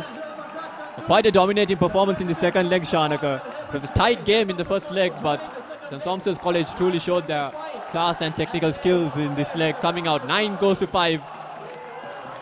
Overall lead of 5 goals, and the team celebrating in the water as they retain the R.L. HAYMAN trophy for a 4th successive year. Ecstatic scenes here from the Thomian camp. You can see the players high-fiving each other in the water. The fatigue that they felt over the last 40-odd minutes will be nothing now. You can see the juniors diving in as well to congratulate their seniors. They will need to carry the relay baton on in the next year or so, but Royal leave a dejected outfit. But the good news for them is that this is a very inexperienced team, and they will only get better under the likes of Hassan and Brennan, who will provide that technical input so much. And today, Kalindu Hettiarachchi had a day to forget, and it does happen sometimes. Even the best goalkeepers have their off days, and when they do, it can result in fairly spectacular consequences, unfortunately, for the entire team. And here's the final score. 9 goals to 5 in this second leg. St. Thomas is winning convincingly thanks to 5 goals from Sachita Jayatilaka and an outstanding performance in goal from Dilith Kumarasinghe. Can barely pick between the two for your man of the match in this particular game. But for his 9 goals over the course of the 2 legs, I don't think there's going to be any debate that Sachita Jayatilaka will probably win the player of the series. Yes, fantastic way for him to sign off on his HAYMAN career. Shanak, I know the past couple of years you've been also a little critical that he hasn't performed as well as he could have in the last few encounters, but I think this year he certainly stepped up to the mark and showed us the potential and the talent that he has. Well, correct me if I'm wrong, Pamoke, but this is probably his last Royal Thomian, so I'm sure he would want to sign off on a high. That's him there. And he's not a small boy. Takes some marking, I'll tell you that. And it's a real relaxed Sachita Jayatilaka that we saw, which we probably hadn't seen in the last few encounters because he was so busy with the rugby and with the cricket. But this time around, he's just enjoyed himself, and you can see what it means as the Royal team walk over and congratulate the Thomian team, and that's good to see. There was a time in this encounter where this didn't happen as regularly as it should have, and this time it does. Certainly, it's a refreshing change. It's very good always to see the sportsmanship that comes in at the end of the game, because after all, no matter how intense things get in the water, it's important to always have that camaraderie and that sportsmanship once the final whistle has been blown. So that's good to see. But for St. Thomas's, today will be a day to celebrate. Fantastic performance both in offense and defense. Yes, it really was a complete performance, and as I said earlier, probably one of the most technical performances I've seen from a Thomian side in recent years. St. Thomas's have had some dominant players in the past, guys like Dilaka Veeraratna, Shane Francis in the last couple of years, Devshan Dimel as well, Kosala Vijayawardena, and Royal have had in their ranks guys like Shan Lakshita and also Wazim Bawa and the Uwais brothers also, who have been mainstays. But St. Thomas's just have had the edge in the last few years. Zafar Zainuddin obviously providing some input to that as well. As you said at the start of the match, Pamokia, he hasn't lost a HAYMAN, so obviously he's doing something right. And I think also, Shanaka, they'll be relieved to see that once everyone was talking about Kosala Vijayawardena leaving the team and the hole that would leave, as he was an exceptional goalkeeper. But we saw today that there was a very, very suitable replacement for him between the sticks today, as Dilith Kumarasinghe put up a standout performance, and I think he has a couple of years left in the team, so that's a position that St. Thomas's probably don't have to worry about for a while.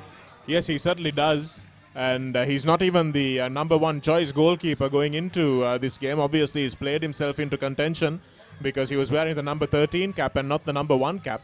So that was something worth noting as well. So he came up with an outstanding performance. So we see the Thomian team flocking towards something just off your screens. They're walking over to the Thomian part of the crowd to celebrate with their classmates, their friends.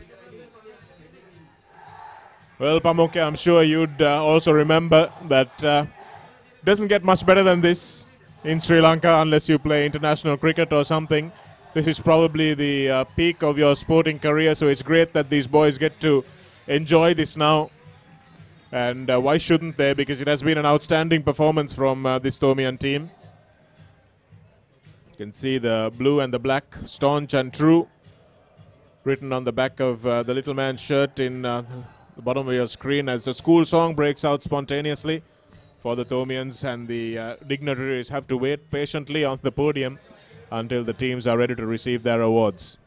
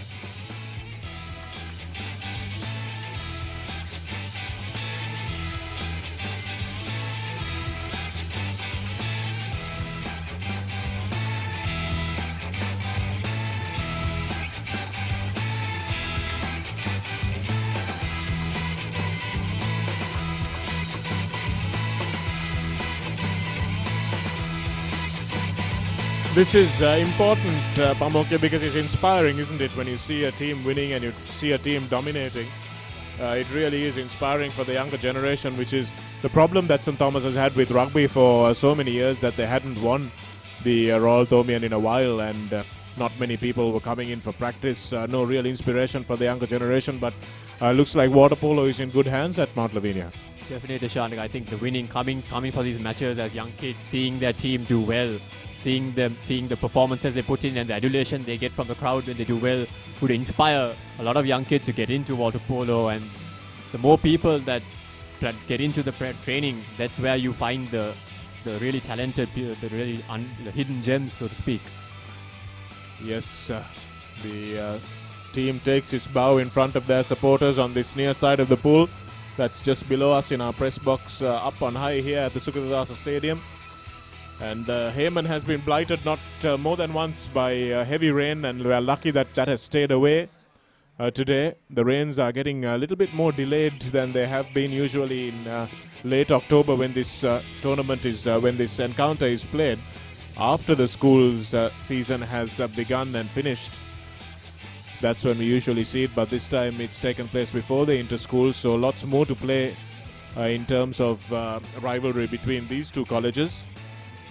Also, Shanaka, some individual performances, the likes of Ashen Francis, Sachita Jatilika, the 4-year colorsmen who are leaving the team this year. They played in 4 HAYMAN and they've won all 4 of them. So, yes, that's excellent work, but let's now go down to the podium to see our awards ceremony. Kamil Bari.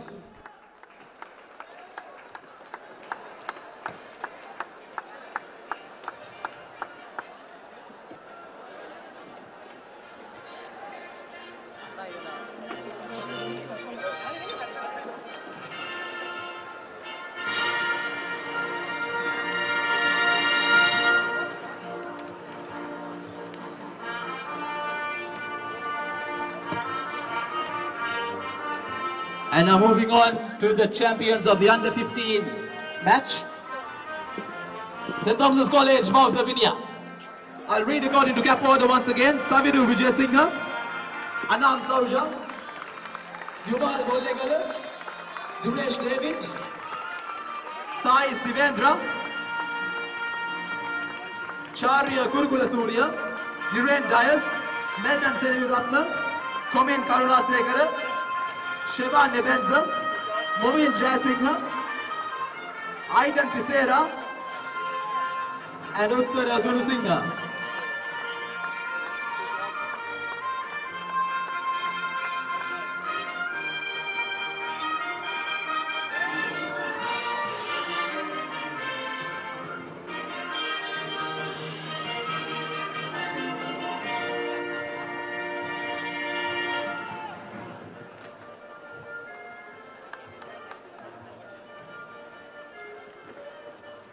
Thank you, Your Excellency. And now to give away the all-important trophy for the under-15 encounter, let me cordially invite the Sub-Warden of St. Thomas's College, Mr. Asanka Pereira.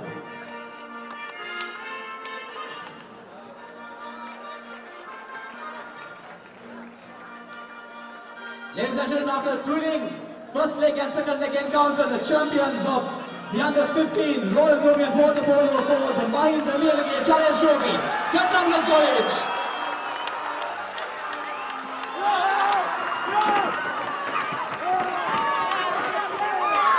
The captain Anam Sauja, along with his happy teammates, will be collecting it from their own sub-warden here tonight.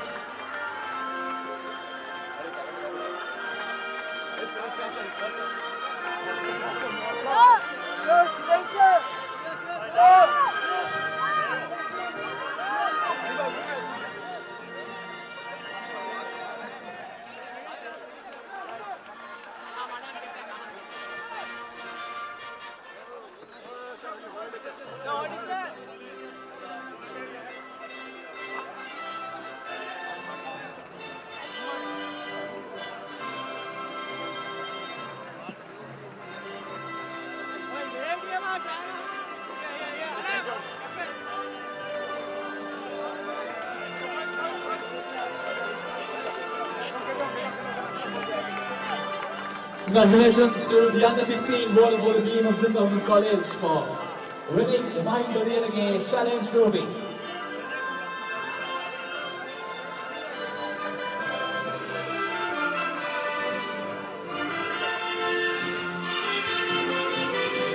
And now moving on to the under-19. To give away the medals for the under-19 players, let me call you to invite our chief guest here tonight, Mr. Charya Diseram.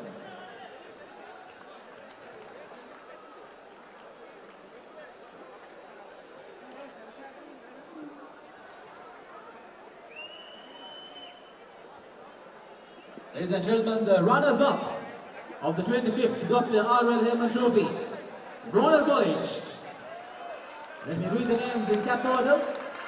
Kalidu Hendiarachi, Kamidu Ranasingha, Anthony Vijayavardhana, Isivarna Disilva, Rashid Aziz, Isala Salarachi, Basit Yaqub, Daishiga Dias, Dinesh Difonseca, Senit Samaranayaka, Gulanjan Fernando, Savina Disanayaka, and Prasad Disanayaka.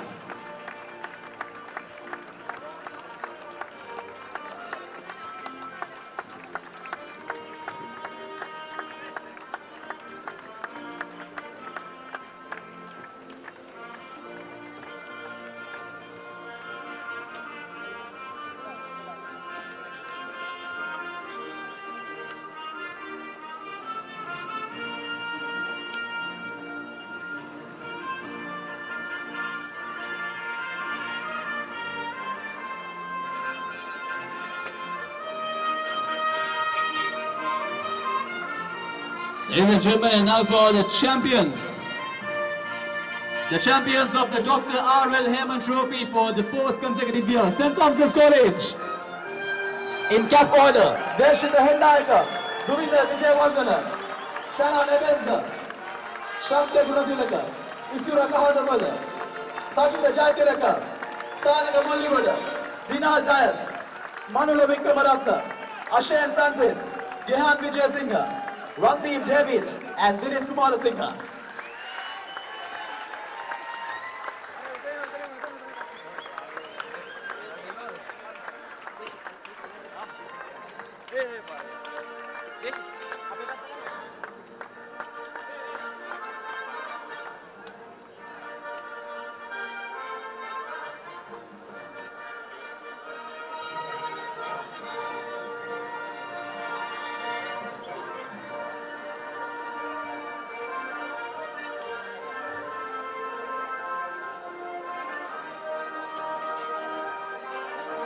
Thank you, sir.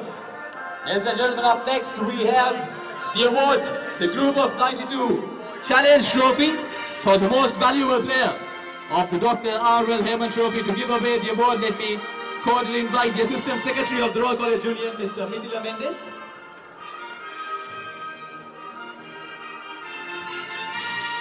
Well, this award is generally presented either for scoring more goals or for as a goalkeeper defending more and more attempts. Before I read out the winner of the most valuable player for the 25th DR.R.L HAYMAN Trophy, let me go through the goals each player has scored. For Royal, Thomian Ranasinghe 3, Anthony Vijayavardhana 1, Basit Yaqub 2, Daishiga Dias 2, Senit Samaranayaka 1, and Savina Disanayaka 4. For St. Thomas College, Sanaka Mollywood 2, Isura Kahadamala 3, Ashayan Francis 4, and ladies and gentlemen, your most valuable player, scoring 9 goals, Sachita Jatilaga.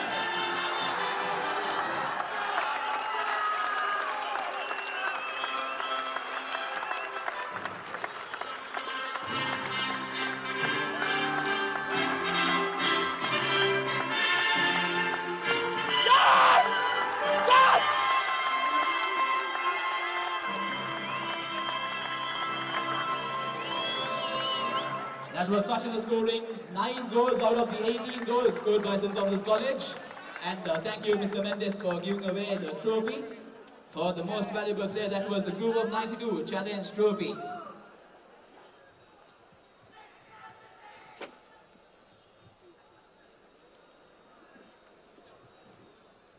And now before we go to the all-important silverware, the prestigious Dr.R.L. HAYMAN Trophy, let's take some time off to pay our gratitude to some individuals without whom this effort would have been in vain.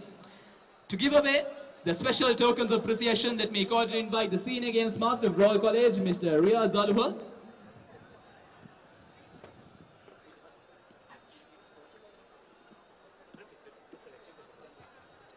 Starting off with the match officials, the referees for the Dr.R.L. HAYMAN Trophy, Mr. Lee Hockey and Mr. Pinet Rokasem, two gentlemen who have been refereeing all 4 matches throughout the 2 legs of the tournament. For their valuable support, Mr. Lee Hockey and Mr. Pinet Rokasem.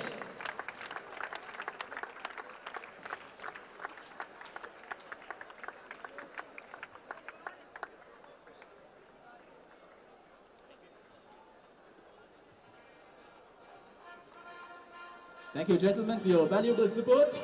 And now, ladies and gentlemen, let us take some time to recognize the coaches without whose efforts the boys wouldn't have been this successful in this prestigious game, the beautiful game of water polo. Starting off with the under-15 coaches, the coach for the under-15 team of Royal College, Mr. Sanjay Fernando.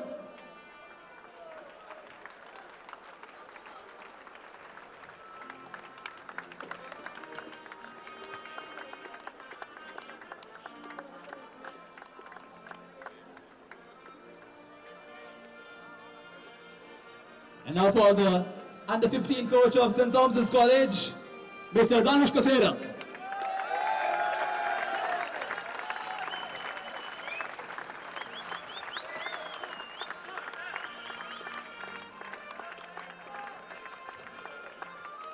And moving on to the under-19s, the Royal College coach for the under-19 boys, Mr. Bilal Hassan.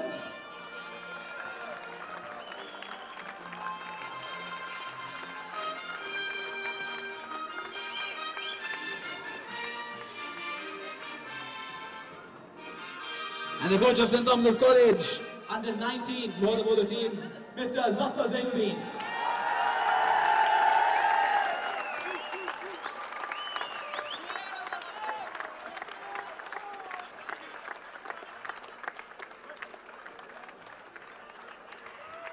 Thank you, sir.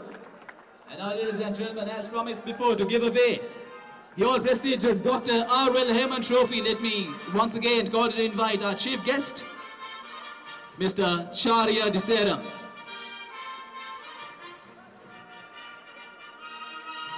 Ladies and gentlemen, after a thrilling 2-leg encounter across 2 weeks, winning the first leg 9 goals to 8 and winning the second leg 9 goals to 5, the champions of the 25th Dr.R.L. HAYMAN Trophy, St. Thomas's College.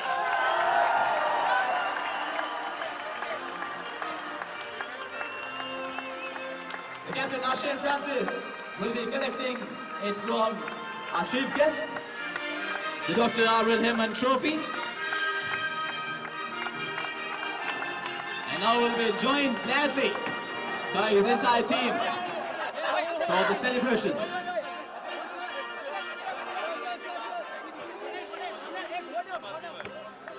And thank you, gentlemen, for presenting these awards.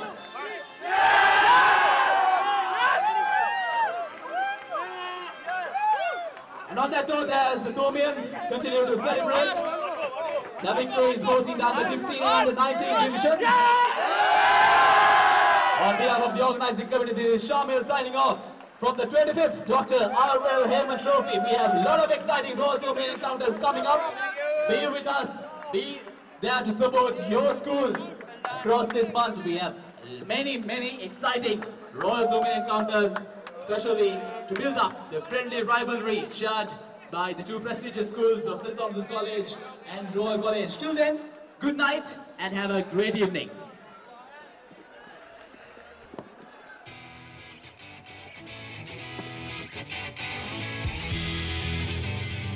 Well, St. Thomas is completely dominating it on the podium as well. There, Pamoke, you think Satya Jatirake enjoyed picking up that trophy? I think it was mildly enjoyable for him, Shanaka, from what we saw. But great way for him to sign off his sporting career at St. Thomas's College, being involved in all these sports, and to sign off with the Royal Thomian. Of course, he's won all 4 Royal Thomian water polo encounters that he took part in, as did Shane Francis, the captain. So great for those guys, and very exciting to see the young players that came in through the ranks. So definitely some exciting teams from both schools to come through the next couple of years. Leaves a good legacy for the youngsters to aspire to, and Royal also have a very junior team, and that's what we've been made to understand here in the commentary box, that they've got a team that can be together for a few years, as we see Francis parading the trophy across to the Thomian section of the crowd, and a lovely backdrop there with the Royal and Thomian flags stretched out across the back of the pool there. That's a wonderful sight to see these two wonderful institutions coming together in a sporting rivalry which should not and usually does not now leave. That rivalry doesn't leave the touchlines or the pool decks or whatever it may be, wherever it may be that these two teams meet, and that's always good to see. Well, that brings us to the end of the Silver Jubilee encounter of the Dr. R.L. HAYMAN Trophy. The water polo trophy goes back to Mount Lavinia for another year. No doubt Royal College will be back with another attempt to wrest it from their grasp. But until that time, from all of us here at Dialogue TV and ThePapare.com, from Pamoke Marabe and myself, Shana Kamarasinghe, it's good night from the Sugadadasa Stadium.